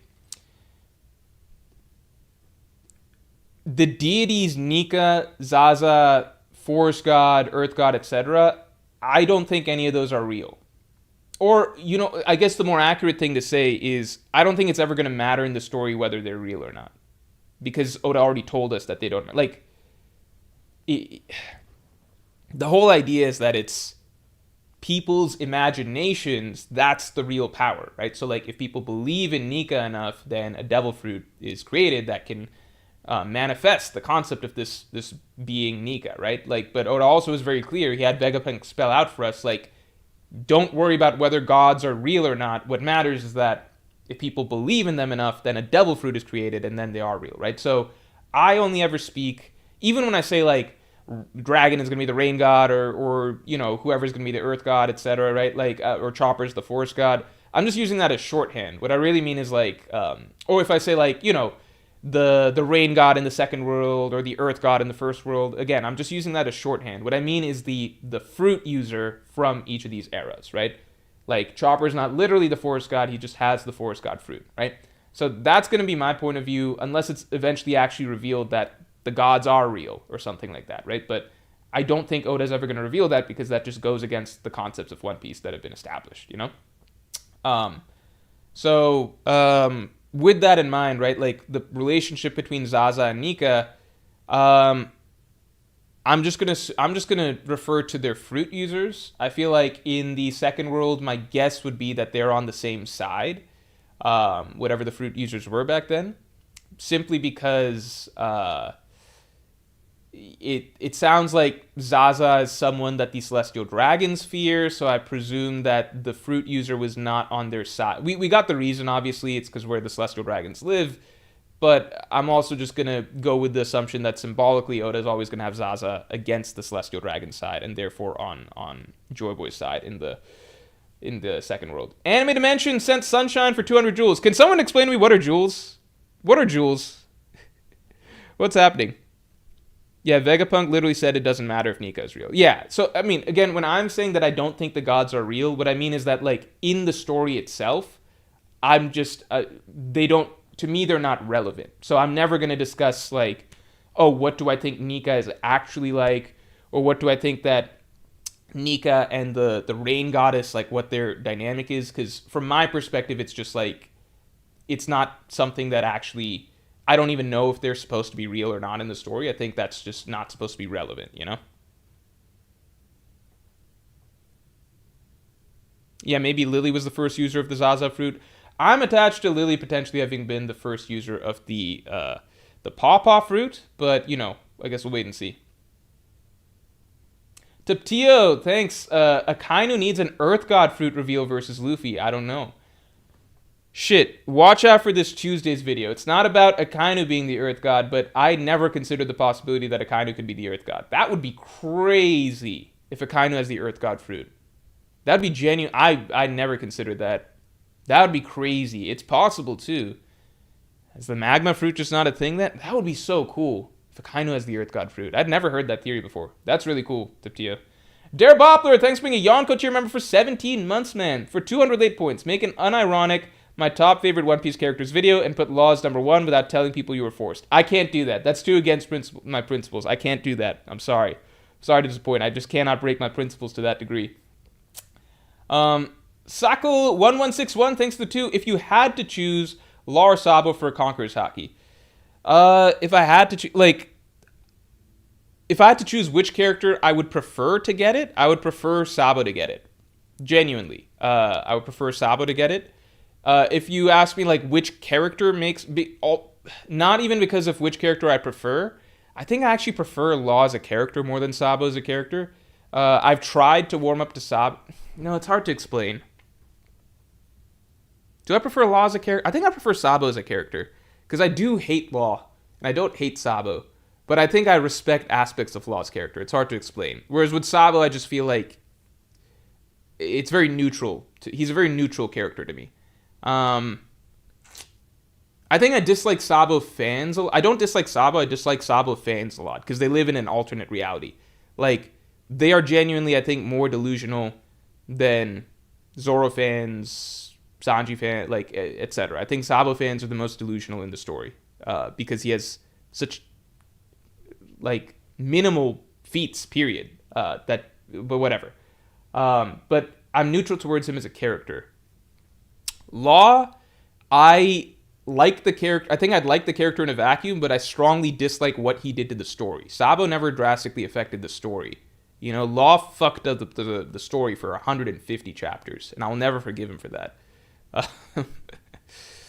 But if we set those aside, I would rather Sabo get Conqueror's Haki, not due to my dislike for Law, but just because I think if a character were to get Conqueror's Haki, out of the two of them, Sabo, I would lean towards it making more sense, just because Law is, like, so incompetent with Haki that I'm just like, okay, well, now this guy's gonna get Conqueror's Haki. You know, he wouldn't even know what the fuck to do with it. He doesn't have coding. He can't even use armament coding, you know? Like, sorry, he can't even use armament Ryo, you know what I mean? So, like, what the fuck is he gonna do with Conqueror's Haki, you know? He'd have to learn Haki from scratch to make use of Conqueror's Haki. So I don't think either... And if I had to pick one, I don't think either of them fit the writing for Conqueror's Haki users, but if I had to be like, okay, one kind of makes more sense, I'd say Sabo kind of makes more sense, but not by much. Anyway, Random Guy, thanks for the 5. Random Guy JV8CJ, thanks for the 5. Dragon and Akainu are thematic parallels. Dragon is the ex-marine that opposes authoritarianism, and Akainu is the marine that embodies it. There's potential. You're right. You're very right. That is potential right there. That is true. Taptio Treviso, thanks for the 2. Remember last year Morge didn't think OKC would win? You are right. I did not think OKC would win because it's just not really a thing for a team to just get to that far in the NBA and just win their first time around. But while I was wrong, I would point out that because my argument was also that the only reason that the Warriors won, right, was because, like, how to explain this? My argument was that it's rare that a young team comes up and just wins the whole thing their first deep playoff run. That kind of doesn't really happen, right? That's very rare to happen, right? The last time it happened was the Warriors in 2015, but that was due to that was due to freak circumstances, which was injuries in the finals to the other team, right? So my argument was basically like, it's not likely, it's very, very unlikely for them to just do it on their first go-around unless you get extremely lucky with injury breaks, right? Like the Warriors did in 2015. Because outside of that, it just doesn't, like, it's been, like, how long ago was it that a young team just does it on their first go-around, right? I was technically somewhat still correct in the sense that the Thunder won, yes, but it took crazy injuries for it to happen. Or not crazy, it took the other team's star player getting injured in Game 7 for it to happen, you know? So I wasn't wrong with my premise, which is that for a young team, deep playoff run, doing the whole thing the first time, doesn't really happen unless they get very lucky with injuries, right? So that is what happened with the Thunder. But I would acknowledge that the injuries that it took for them to get that result was less than what it took for the Warriors, you know? So I would argue that that is true.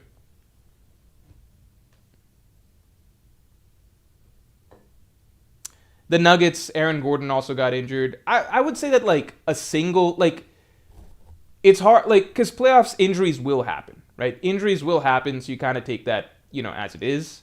I would argue, like, you know, Aaron Gordon, if he had been healthy the whole series, maybe that would be a swing factor, but he's also, like, the third best player on the team. It's harder to be like, look, if Aaron Gordon had, you know, like a single injury is not, like, a huge thing in itself, I would say. But it's very different when it's the finals, Game 7, and the other team's star player, like their best player, that was absolutely cooking the Thunder that game, he got injured, right? Like, that's kind of a gift given down from God. So, you know.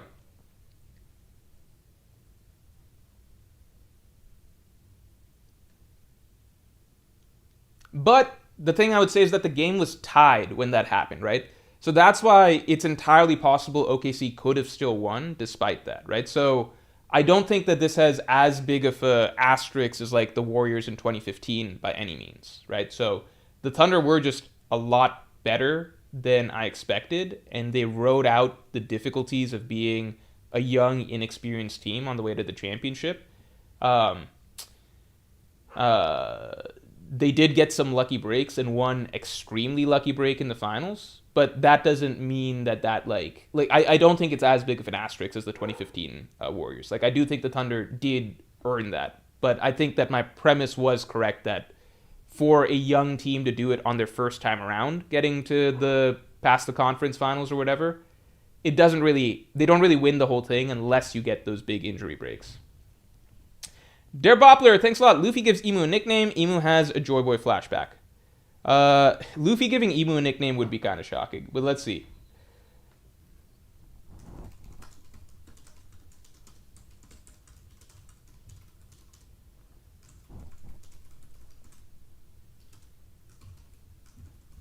I think so far Luffy hasn't done that to enemies. You know what it is? I think here's the pattern. Because the characters that Luffy doesn't do, who does he not do? I think it's characters who he has a deep, like, it kind of when it kind of becomes personal with him, or the enemy is, like, way stronger than him. I think that's when Luffy starts to remember their name, you know? Like, and I think Oda kind of does that to signify that this is something special. Like, Arlong, Luffy obviously remembered his name perfectly fine because like he hated him so much for what he did to Nami, right? So it felt very personal there. And then next up we had like Crocodile. Oh, the dogs are fighting. Crocodile, with Crocodile, it was, again, got very, very personal, and Crocodile was just so much stronger than Luffy. It felt like almost like a sort of respect, like Luffy knew this guy's name and was itching to defeat him. With NL, Luffy understood NL's name because Luffy first comes across his entire crew after they've been, like, absolutely demolished by NL, so Luffy's going into that matchup with, like, a lot of hate in his heart. So, like, by the way, one of my favorite moments in the One Piece anime, period, like, one of my most underrated favorite moments in the One Piece anime, period. Everybody loves the moment when, like, Luffy reveals to NL that NL can't damage him and everything. My favorite Luffy entrance in the entire story is Skypiea, where Luffy has seen what NL did to his crew, right?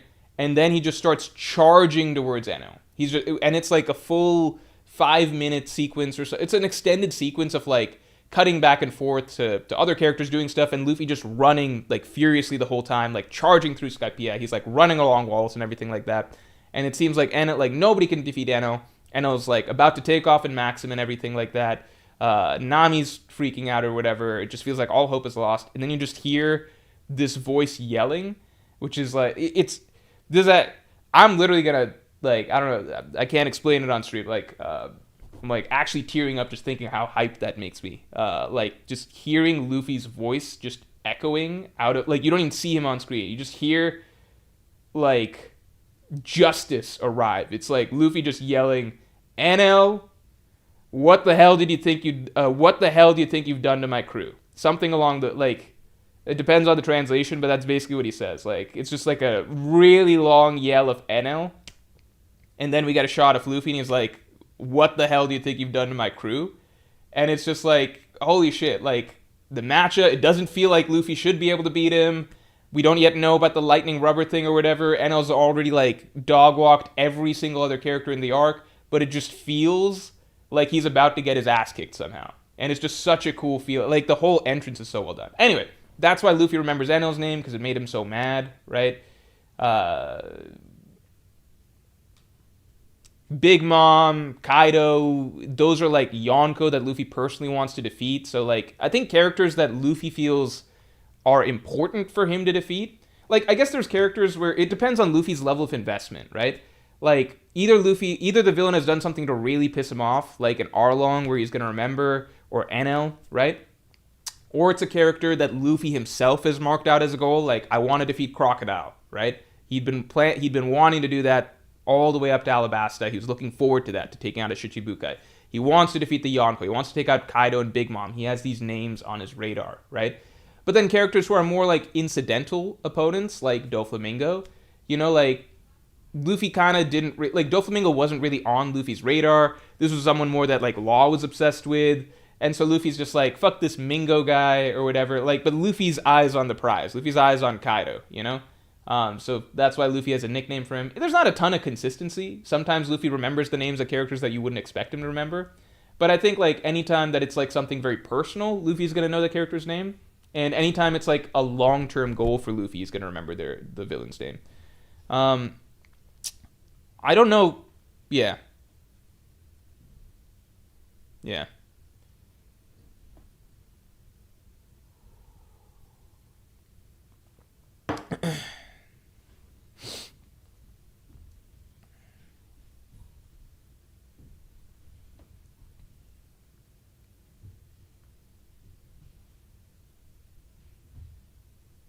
Yeah, if the Pacers won last year, it'd be the most insane shit ever.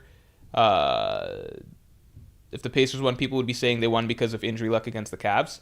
Yeah, but that's kind of my point, which is that for both the Pacers and for the Thunder, right?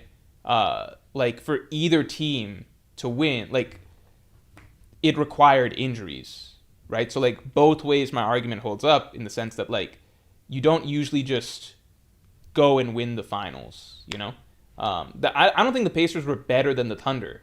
My argument was more so that the Pacers had, my argument was more so that the Thunder don't have the experience, right? So when you don't have the experience, you make lots of simple mistakes even when you're the better team, So that's not to say like the Pacers deserve to win the whole thing or anything like that, but I'm saying that at the level that the Thunder were playing at, which was that of an experienced young team, yeah, they required injuries to break their way to win. Does that make sense? That's not to say like the Pacers should have won or something like that, you know? It's kind of reflective of the fact that the Thunder weren't even playing that good of a team in the finals. They weren't playing that good of a team in the finals. They were playing a very, like, you know, they're playing a team that nobody really even thought should be there in the first place. That's a team that in itself got very lucky to make it to the finals, right?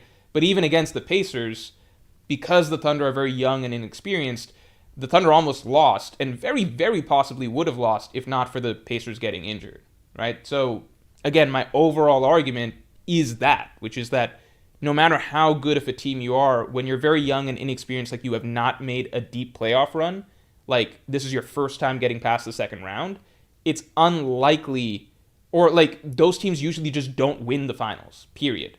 They just don't win the finals on their first go around unless they get significant injury luck, right? And I think the Pacers series kind of confirms that in the sense that like the Thunder, even against, like once they reach the finals, they're just so out of their depth that even against a very shaky team, it went 7 games, even though the Thunder really should have mopped them up a lot easier, and they needed the injury, right? So you can kind of see where my reasoning was, which is the reasoning did hold up, which is that no matter how talented you are, if you have not done the full trip before, you're probably not, like, you teams generally just don't do it on their full go-around, right? Unless a team has made it to the conference finals before or the finals before, it just doesn't really happen. Now, I think we could get the exception this year with the Spurs. I think the Spurs would be like a true exception to that rule. Like, I think Wemby would just break that rule because I think they're going to be able to do it without relying on, like, you know, the Thunder. I think the Spurs could beat the Thunder straight up without injuries and stuff like that, you know.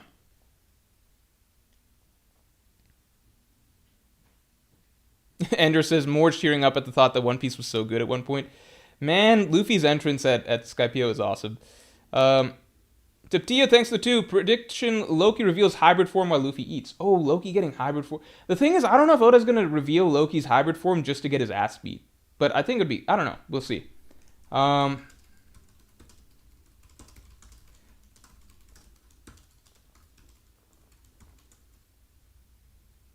just feel like, how do I say this? I feel like another chapter of Luffy eating would be like pushing it at this point.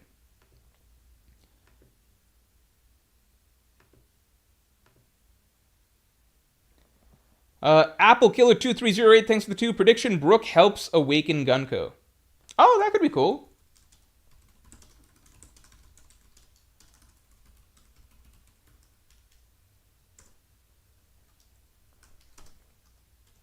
Yeah, I wonder how that plot's going to play into this whole thing.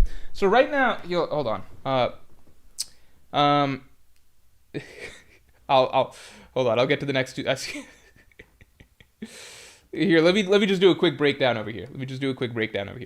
Right now, I think what I'm liking a lot about Elbaf is the limited number of plots, right? So Elbaf plots, right? So right now we've got, I like how tight things are in the sense that right now we've got Emu versus Loki / Luffy, right? Then we got Killing Him / Zaza versus Straw Hats. And then we got Sommers versus Zoro versus Sanji plus Straw Hats. Versus Zoro plus Straw Hats. I don't know if Zoro will need help or not. Sanji, the only reason I'm saying Sanji would need help with the Killing Him situation is because I don't think he can fight Zaza. Because, you know, Sanji doesn't kick women and all that, right? But these are the 3 things going on. So I like how tight the story is right now. Then I think there's also Gunko's future, right? So these are kind of the 4 plot points going right now. I like that there's only 4. If you were to compare to even like Egghead Island, Egghead had like, there was like a lot of random shit that was happening. Like if you go back and read like chapter 1000 like 90 or whatever, the whole crew splits up to do like 10 different things. And then it ends with like Luffy fighting Kizaru, but then Zoro's against Lucci, but then Brooks out there with like Lilith or something picking up the ship, and then Sanji and them are having to do some other task that leads to their encounter with Saturn. But then Robin, Nami, Chopper's group is doing some other shit. I think they've got to get to a certain area or something like that. And then Kaku and Stussy are doing some stuff, and Sentomaru's doing some stuff, and then Bonnie has her own little plot line going. And then York has her own little plot line. Like, there's a lot of different plot lines running, and then the Iron Giant, etc. I think right now it feels like there's only 4 real focal points. It's like either characters are being siphoned into dealing with Emu, being siphoned into dealing with Killingham, being siphoned into dealing with Sommers, and then we've got Gunko, right? I imagine we could get, and I don't see any other big additional plot coming along. Maybe something like characters trying to deal with the pentagram or something. Like maybe characters are like, wait, what if we get rid of the pentagrams or something? Or maybe, I don't know, like maybe Chopper trying to figure out what's the deal with his ability to cure the Dami Reversi giants, but for the most part, things have been resolved, right? Like most of the Dami Reversi stuff has been undone. Killingham's MMAs have been taken care of. So now it's just like there's 3 villains. I feel like, like Strauts are going to be grouped into dealing with these problems, and then Gunko's got her own situation. So I feel like even when Usopp wakes up, for example, he'll probably be directed into one of these 3 buckets. Whatever Jinbei and Nami are going to do is going to fall into one of these buckets, I think. Oh, we got the Biblo situation. Biblo and library stuff. So I guess that's a 5th thing. But I feel like this may not be that long-lived. Like, I feel like these characters could then be redirected into one of the buckets. So I don't know. So I'm liking that right now about the Elbaf conclusion so far. Personally.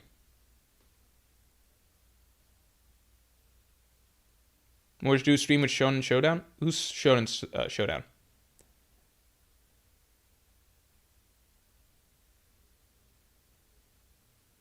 Tornado says, Holy Knights are such bums that are reliant on Emu's power-ups that I legit worry Shamrock can never be hyped because he's just boosted by Emu. I feel that way about the Holy Knights in general now. Even the Gorosei, just learning that their powers are all boosted by Emu, I don't like that. It's just not exciting. It just makes the villains feel, and I get they're supposed to be bad guys, right? They're bad guys, so like, oh, it's kind of pathetic and lame that they rely on their boss's power. But I've talked about this before in past streams. Like, I personally like when it feels like the henchmen are also, intimidating forces themselves, like not just relying on, because then it kind of makes it so that only, like when the Strats were against Baroque Works, I was excited to some degree for each member of Baroque Works. They weren't the strongest characters, but I just found it more enjoyable. Like, if they were all just like leeches that were extensions of Crocodile that were like relying on Crocodile's power, I think Baroque Works is a less fun and enjoy. Like, I think that they just feel more pathetic as a group. You're kind of constantly aware that the heroes aren't even fighting like a strong villain in the sense they're fighting just like a leech, basically, which I think is less. I don't know. I think I feel less for each matchup personally. Henchme987, thanks for the 5. Theoretically, what do you think the strongest non-mythical Zoan is? Giraffe or human model Lunarian? I vote Giraffe. It can do so much. It can do so much unironically. Yeah, the thing is, like, the Giraffe Zoan is low-key. Okay, so this might be a little controversial. But a human model Lunarian, I think, is definitely interesting. And yeah, it wouldn't be a mythical. So like that, the giant model, stuff like that. That's interesting. If we go with just animals, right? Then it would probably be ancient Zoans first and foremost. But I'm going to assume you're crossing off ancient Zoans, right? If it was ancient Zoans, Queen might arguably have the strongest ancient Zoan, right? Brachiosaurus is, generally speaking, I think the largest dinosaur. That might have changed since when I was a kid. That's what it was. When I was a kid and I was into dinosaurs, Brachiosaurus was the largest, right? So Queen might have the strongest ancient Zoan. If we're going with normal Zoans, so like this is maybe a controversial take, but I think it's true to some degree. Okay, so I think this will upset some people.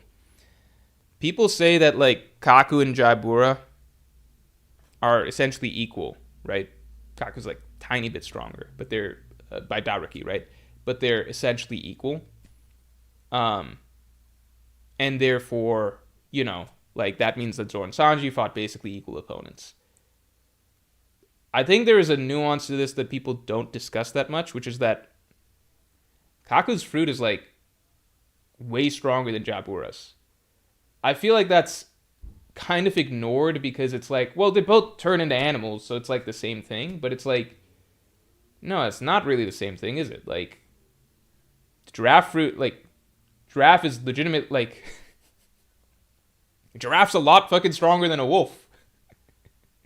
Like, it's a big gap, And we kind of saw that, too, in the sense that I feel like the giraffe form elevated a lot of Kaku's abilities to crazy degree. Like, once he turned into a giraffe, he could he could do that giant Runkyaku that cut the entire tower in half, And for pre-time skip standards, that was a huge deal at the time. That was like a crazy attack that like Oda had a whole bunch of reaction shots for, and characters all across the building were like, holy shit, what just did that? What was that massive attack, Like the giraffe fruit did legitimately amplify Kaku's abilities a lot. I think it's forgotten, or I think it's I think it's viewed a little differently because Oda also made such a big deal out of making fun of Kaku's appearance. And it's like, it's silly, like he's just a giraffe, like giraffes look funny. But I think Oda also made a big deal about how this does legitimately amplify Kaku's fighting abilities quite a bit.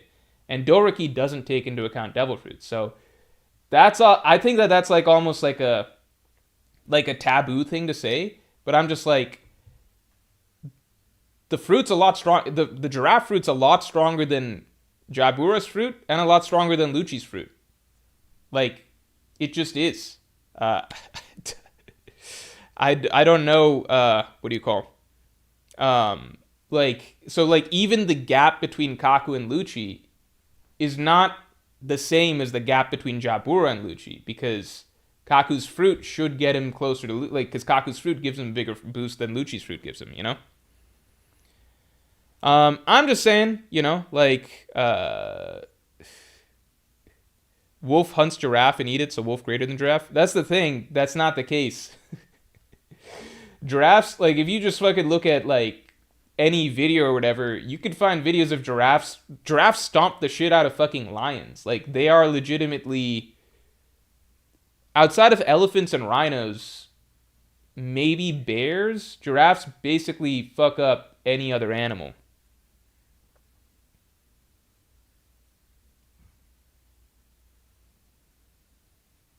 I don't really see what metric you're basing this on. Are you talking about size and weight? No, this is just literally nature. Like giraffes.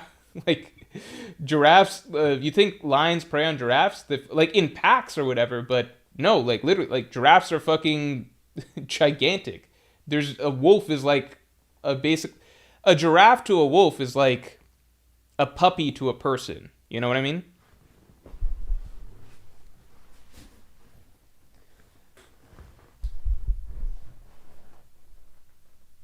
I don't know. Like, because I feel like the logic's got to apply to... Because, like, we all accept that ancient Zoans are generally stronger than, like, normal Zoans. Why? Because, like, the ancient Zoans make you a lot... Like, they're based on animals that are a lot bigger, So, like, how does a giraffe and a wolf... Like, it's, like, 5 different weight classes,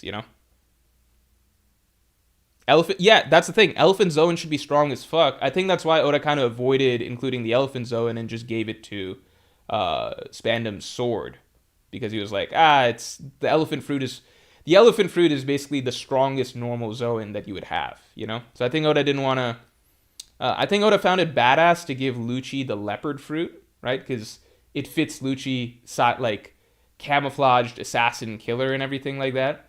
But then there's obviously much stronger Zoans, like the elephant fruit and stuff like that. So I was like, okay, well, just throw that away. Give that to a sword or something like that.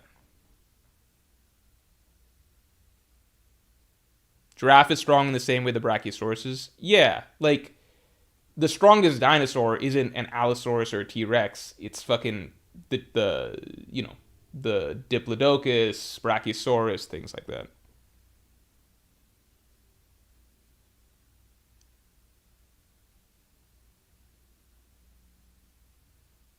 There's no way the giraffe fruit is genuinely the strongest zone. We got to think harder. This shit is garbage. Among animals, right? Listen, I watch a lot of fucking Planet Earth. Among animals, generally speaking, elephants are. The male African elephant is the biggest, strongest land mammal, like land animal out there, right? We're going to ignore the waters. There's no point in talking about that, right? After that, you generally have rhinos, giraffes. You can include like who knows how fucking polar bear or Kodiak grizzly bear or whatever would stack up to a fucking giraffe or a rhino. Logically speaking, a giraffe or a rhino should still fuck them up, but you don't know. But then beyond that, then there's kind of a drop. Like animals like wolves, leopards, cheetah. These are very small compared to those animals, you know? Yeah, the biggest animal in land animal in history is the Argentinosaurus, not the Brachiosaurus. Yeah, I think like after my childhood, we started to discover some larger animals. Because I grew up like watching like Walking with Dinosaurs and shit. Back then, it was like T-Rex is the biggest carnivore, giraffe is the biggest. Sorry, giraffe. Got giraffe on the mind. Brachiosaurus is the biggest sauropod and stuff like that. You know.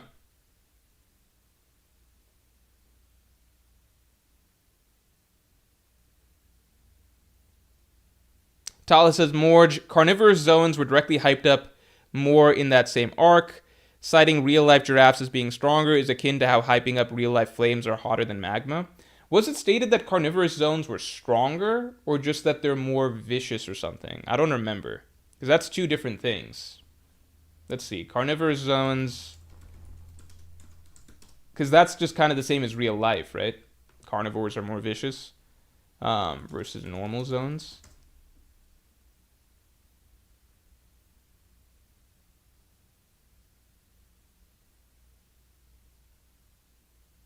It's stated that carnivorous zones are more violent, which is just the same as real life, right? So it's just applying real life logic. Can someone tell me the chapter quote about the carnivorous zone thing?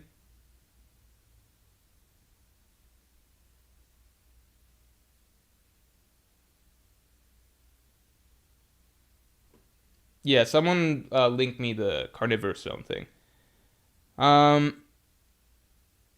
Knut Worgen, thanks for the 2. Prediction, Jinbei tries to fight Zaza but is a useless bum. Great prediction. I do think that Jinbei will be somewhat effective against Zaza, though. He should be.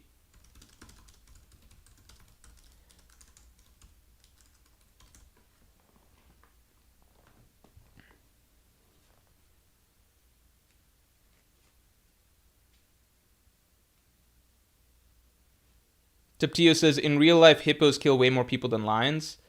Yeah, but lions kill way more animals in general than hippos, right? I don't think it makes sense to judge based on... One, hippos are a complete outlier in terms of general herbivores, right? You can find one herbivore that's, more violent than carnivores, but that doesn't mean that herbivores in general, like, it's... I think there's a non-debatable point. Carnivores, period, are much more violent than herbivores, right? That's not a really debatable point. If you want to argue like specific outliers like a hippo, then sure. And really that argument only applies if you're only looking at violence towards humans, which is more so a gauge of like how animals perceive threat, right? So with lots of carnivores, with carnivores, if you don't act like prey, they don't perceive you as prey. So lions, it's generally been observed that the reason they don't go after humans and stuff is because it just seems like a mysterious entity, right? Humans travel around Sahara is usually in vehicles and stuff like that, like in natural reserves or whatever, whatever. They don't really know what to make of humans, so they're not going to risk trying to go after something that they don't know if it's prey or not, right? So that's not a really indictment on their level of violence, more so that they, like animals generally, carnivores in lots of contexts tend to be wary of humans. So that's more of a fear thing, right? Rather than violence.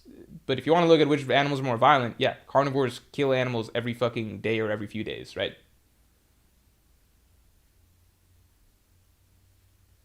Anteaters kill more animals than a lion, but aren't anteaters carnivores in a sense then, right? They're not eating plants, right?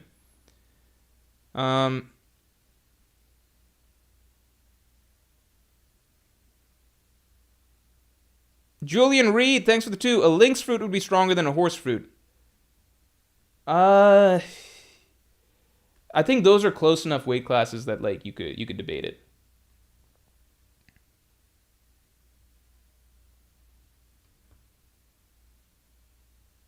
Horse kills a lynx 8 times out of 10 in a fight. Yeah, probably, right?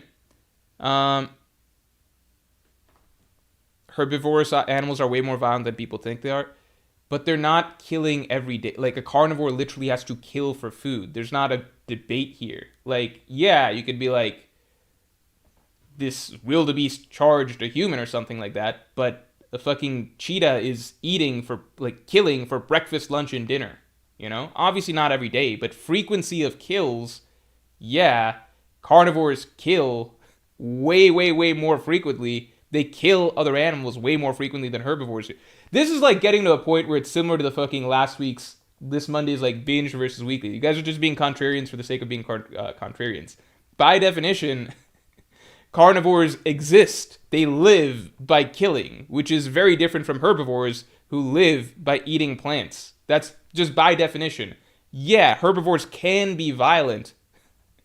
They can be violent. You can find some herbivores that are particularly violent, but carnivores' existence is violence, which is very different.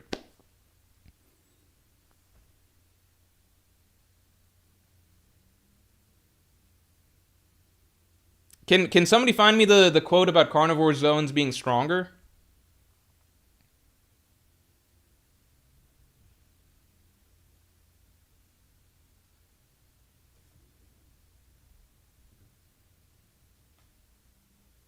Meek, thanks for the 2. Hear me out. Fire/bullet.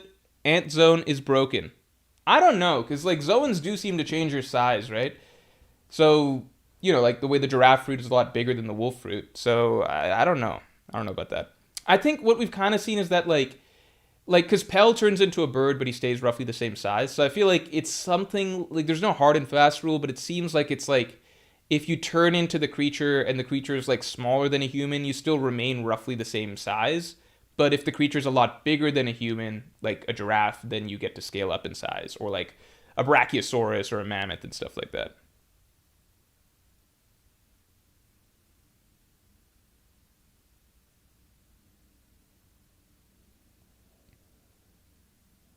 Yeah, is there any, if there's no quote, is there a quote about carnivore zones being stronger?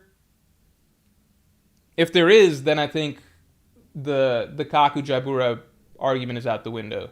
But if the comment is just that carnivore zones are more, savage or ferocious or something, or more violent, then it still stands that Kaku's fruit is like a lot stronger. It says more ferocious. Yeah, that's not stronger. That's not stronger. That's just a personality.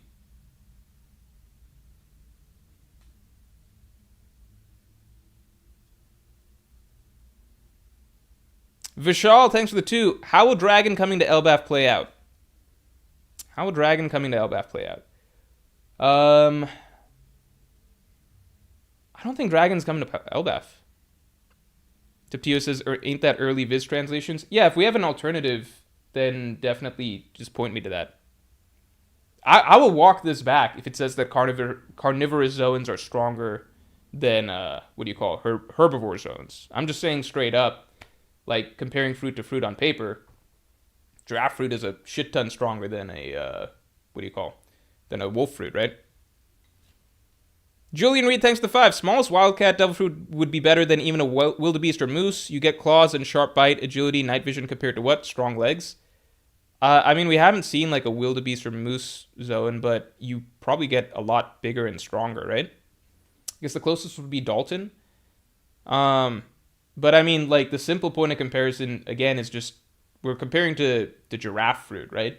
The giraffe fruit clearly makes Kaku a lot larger and presumably stronger than the wolf fruit does.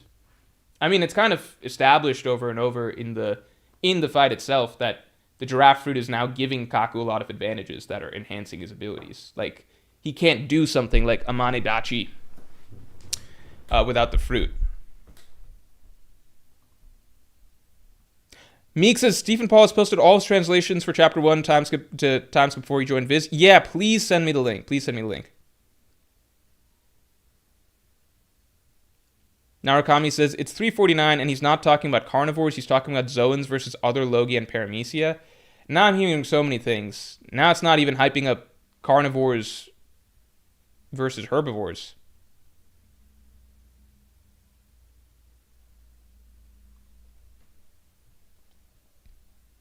Yeah, so, I mean, all I can say is I think that I feel like this is like a blasphemous, because, like, I feel like this is like a blasphemous topic to bring up almost, because, but I can't help but bring it up because I think it's true to some degree, unless there's, like, a strong counter-argument, which is, like, the Zoro Kaku thing has always been interesting, because I think that's the one area where even Zoro fans tend to acknowledge, like, yeah, they did fight opponents who are essentially equal in strength, right?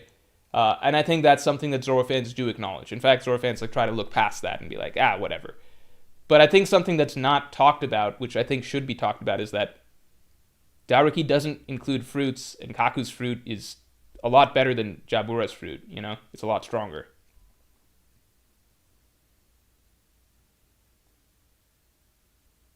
Okay, it's just Lucci saying zones are... Oh, thank you, Meek. Thank you very much. Okay, let's go to 3. Okay. So what would this be in? What volume would this be in? Be 39? Oh, it's like text translations. Pure text translations.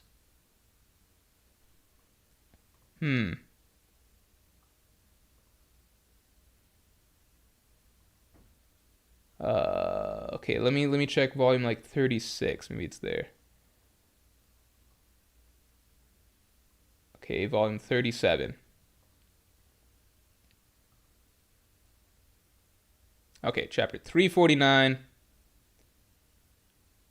This is cool. Oh, this is using the Wayback Machine too. I'm gonna bookmark this. I'll bookmark this. Thank you very much. Okay. Yeah, carnivorous Zoan types are far more vicious when transformed. That's what Chopper says. Carnivorous Zoan types are far more vicious. So, I mean, I guess the argument could be Kaku's fruit gives a much better stats boost, but the Jabura's wolf fruit makes him more vicious. So, I guess you could look at it both ways.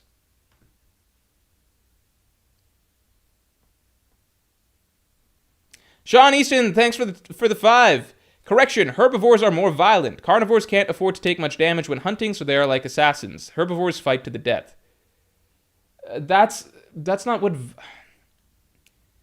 I think that's like... I think you know what I mean, and I think you're trying to stretch the definition of violence. Like, if you just... Like, put it this way.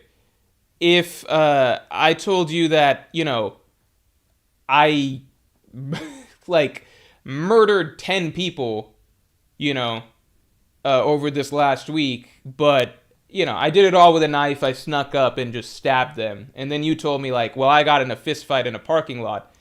I think most people would say the dude that fucking murdered 10 people is more violent. So I don't really know where the... I think you guys are trying to make an argument out of something that doesn't need to be an argument. It's kind of like inherently a carnivore's existence is killing. Killing is generally considered the peak of violence, right? So now you're arguing like, well, the duration, right? So like a fist fight, like a fight between herbivores might last longer or something like that. This isn't even entirely true in that there are plenty of cases of carnivores fighting other carnivores. Like lions fight for control over prides and territory, right? You can go down the list. That is common in carnivores as well. But if you want to argue like, which species is more used to like fighting for mating rights or something like that, maybe herbivores have an argument. But who kills more in general, who day to day their life is defined by violence in general, that's carnivores. Gobble these nuts, thanks for the 2. Dorohedoro is a goofy berserk. Also watch Dinosaur. Dinosaur, like what is that, a dinosaur TV show?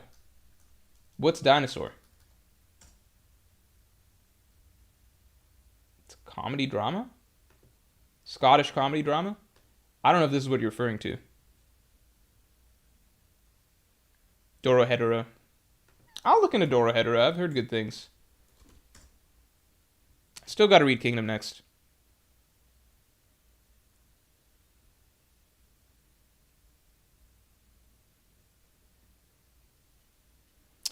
Julian Reed, thanks for the 5. Kaku's fruit enhanced his abilities. Those are not the abilities of the fruit himself. Jaburu's fruit, carnivore granted Jabura more abilities. It's better. But it upped his stats a lot, right? Size stats. What do you mean? Those are not the abilities of the fruit itself. I also don't think Jabura's fruit granted Jabura more abilities because like Kaku's entire fighting style seemed to revolve around the giraffe's neck, the additional appendage, the length that allowed him to do tower cutting attacks and stuff like that. So I don't think I agree on in either area.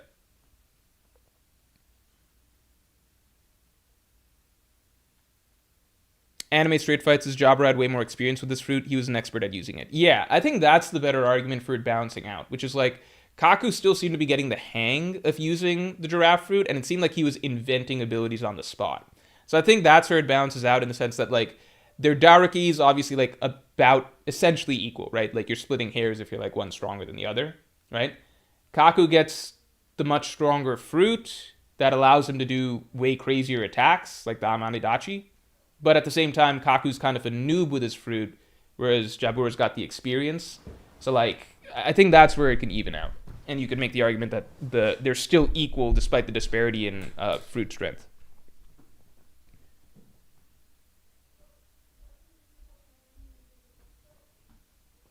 Sam A says 1v1, a wolf loses to a giraffe.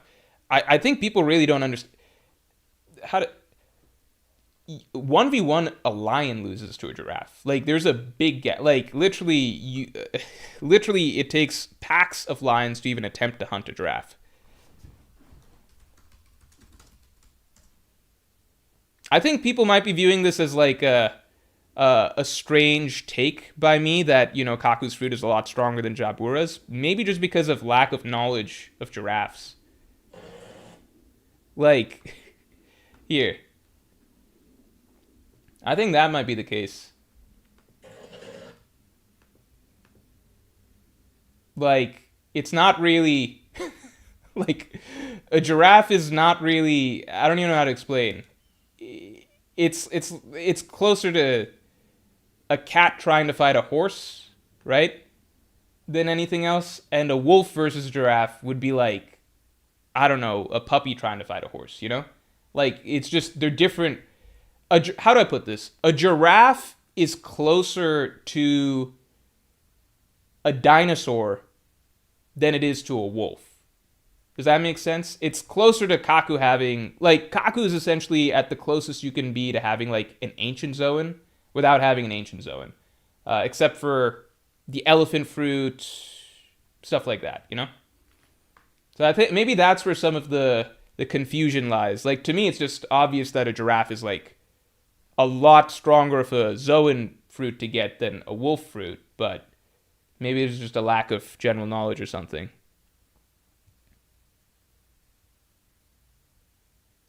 Orban999, thanks for being a Pirate King tier member for 9 months. We learn about who Biblo actually is. Also, how well do you expect Luffy to do against Emu if they fight? My fear... Okay. That's a good question.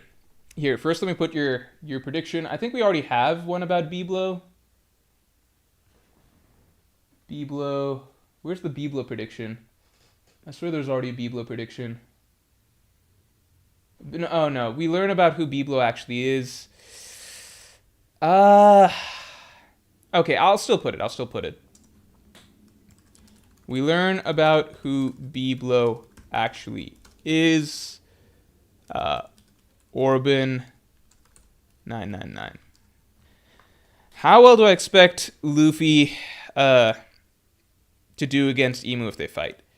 Okay, so my fear is that Luffy comes out and just like gives Emu the NL treatment where it's like, oh my god, Emu's abilities don't work on Luffy for some reason. Like, it's not even a...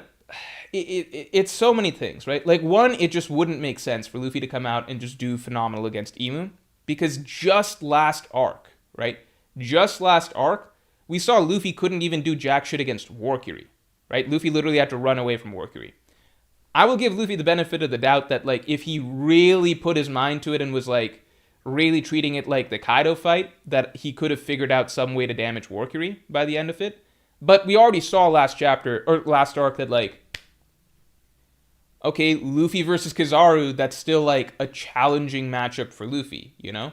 Like, that's still, like, you know, that's a matchup where it's not easy for Luffy, right?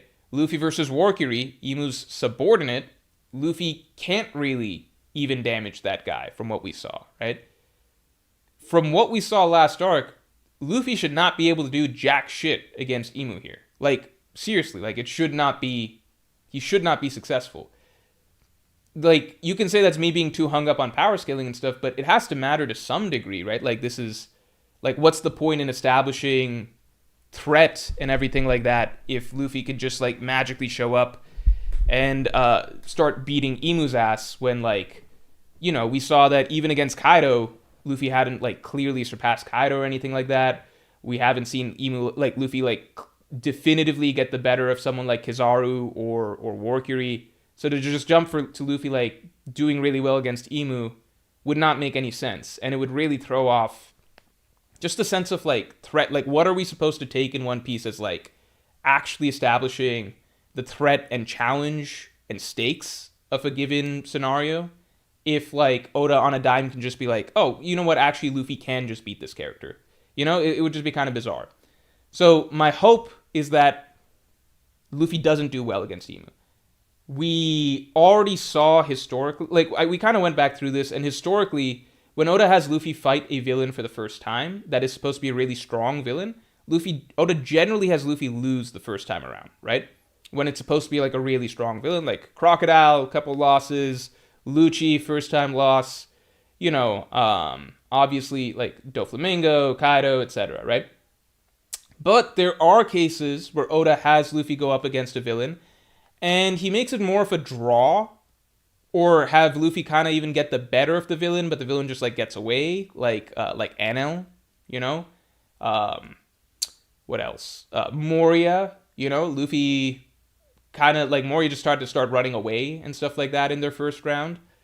Enel, Moria, Caesar, you know? And I would just hope that Oda does Emu more justice than those scenarios. So that's my hope. That Luffy this isn't just, like, Luffy coming in to save the day. I think that's what I would dislike, if this is Luffy coming in to save the day. But, flip side, if Oda has Luffy debut new abilities, then I could kind of get around, like, okay, you know, like, if everything seems really dire, but we see, like, Luffy come out, you know, showing off Gear 5th in a way that he's never shown off Gear 5th before, maybe I could get behind it being, you know, really cool and dramatic, depending on how Oda does it. But I wouldn't like if Luffy's just able to get the better of Emu without any sort of reason, you know? If the same Luffy that we saw, you know, going toe-to-toe with Kizaru and struggling against Warcury last arc is just magically able to, like, beat Emu's ass even when Loki's struggling, then I would dislike that, right? So, like, the spectrum of options here, I think, in outcomes, what I would like the least is if Luffy just plays Savior and just Loki's getting his ass beat, Luffy comes in and just Luffy's just better. He can handle Emu, right? Next down the line would be like if Luffy does come in to kind of save the day, but we get some sort of really cool dramatic debut of new abilities from Luffy, right? And it's not like easy or something. Like if Oda's able to make Luffy save the day in a way that feels earned, like Luffy had to take a big leap forward, then I think I'd be kind of cooler with that. It would depend on how it's done. And then the thing I would like the most is if Luffy loses. The other option is if Luffy and Loki team up and then together they're able to make some headway against Imu. I think that would be cool as well if it's like their combined strength is effective or something. Yeah.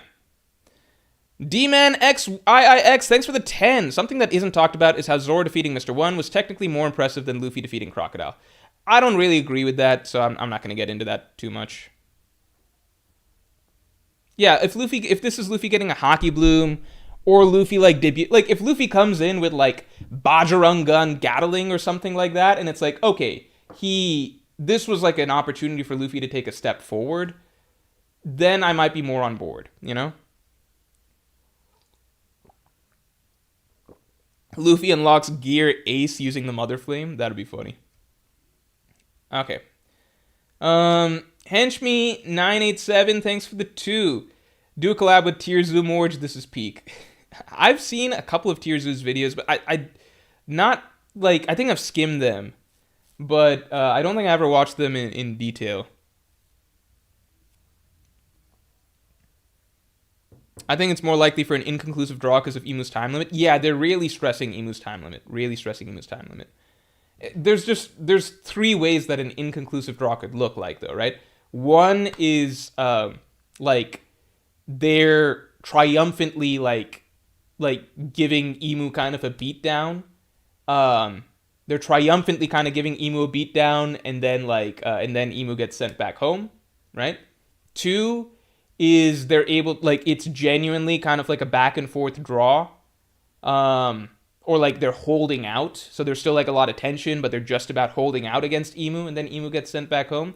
And then 3 is they're just getting completely team wiped, and then they're saved at the last second by Imu getting sent back home, Saint Silvers, thanks for the 5. Theory unrelated to 1183. Zaza fruit functions like a paramecia, making Dragon a stand user, similar to Susanoo or Netero's 100-type Guanyin.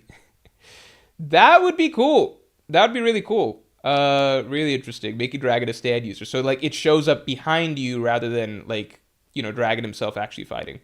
That would be cool.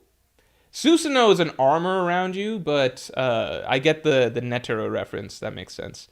All right, guys. We're probably going to call it in a second here. Yeah, it was never said Imu's power is depleting. It was said he has a time limit. Yeah. Yeah, we're probably going to call it in a second here. But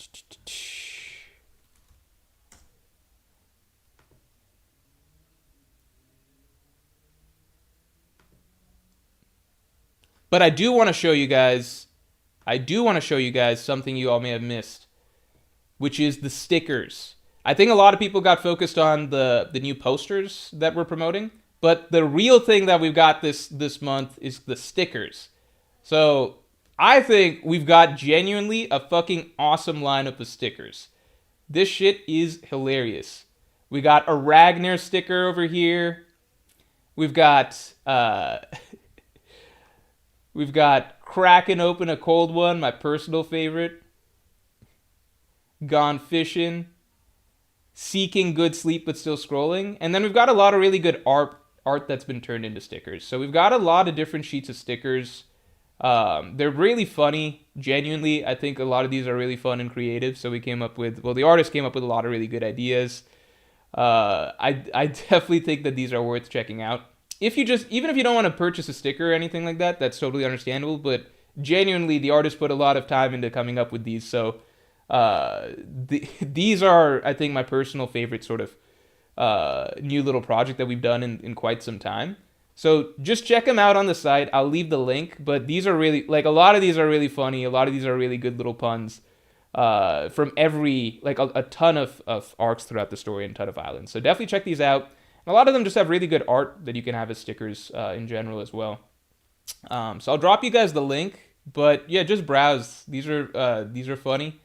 These are funny. These are creative. And yeah, he put a lot of time and effort into these, so definitely check these out. I love the stickers quite a bit. I'll drop the link for you guys here.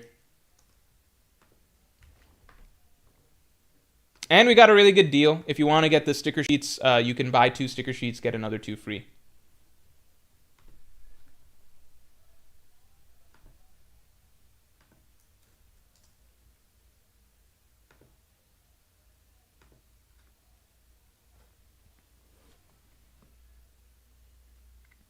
So was the tier list the good surprise? Uh, oh no, it was the chapter predictions. Chapter predictions winners. Wait, so what do we want to? So I want to create a system for this. I want to create a system for this because, like, you guys are competing in the chapter predictions. First, has anyone been a multi-time winner who is not represented here? Second, so let me know and just let me know what chapter. Second, I want to do like a reward for the winners, right? So right now the reward is call in on stream, but do we have other rewards that you guys are interested in? If the Spurs beat the Thunder, are you watching the finals? I think I would watch the finals if the Spurs beat the Thunder. I would watch the finals. I think Wemby's. I'm on board with Wemby becoming the best player in the NBA. I think that'd be really cool. Anyone trying to argue a giraffe loses to a wolf or even a lion is cap? I mean, it's just not even. There's like no discussion. It just doesn't even make sense. It's not even like remotely close.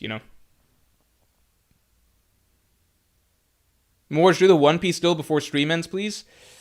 I gotta go. No, maybe I'll do it Monday. I'll do it Monday. That is fun. The One Piece still. You know what? No. Because last time it took me like a good 5-10 minutes. Stream's already gone on a bit longer than I promised. So, gotta go eat dinner and everything like that. Yeah, if the Spurs beat the Thunder, I'll watch the finals. Yeah, do we have any ideas for rewards that you guys would want for getting ahead in the chapter predictions competition? Any rewards? You can think on it. We can bring it up next week.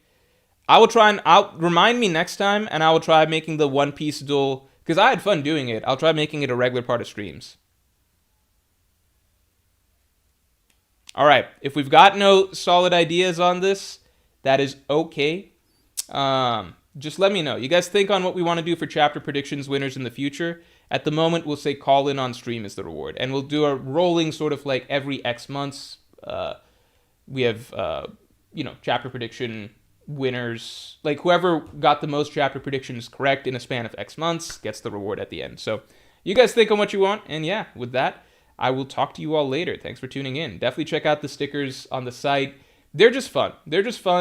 Fun to check out. You can put them on water bottles, computers, etc. But even if you don't want the stickers, just go check them out. Follow the link because they're funny, they're creative. Yeah,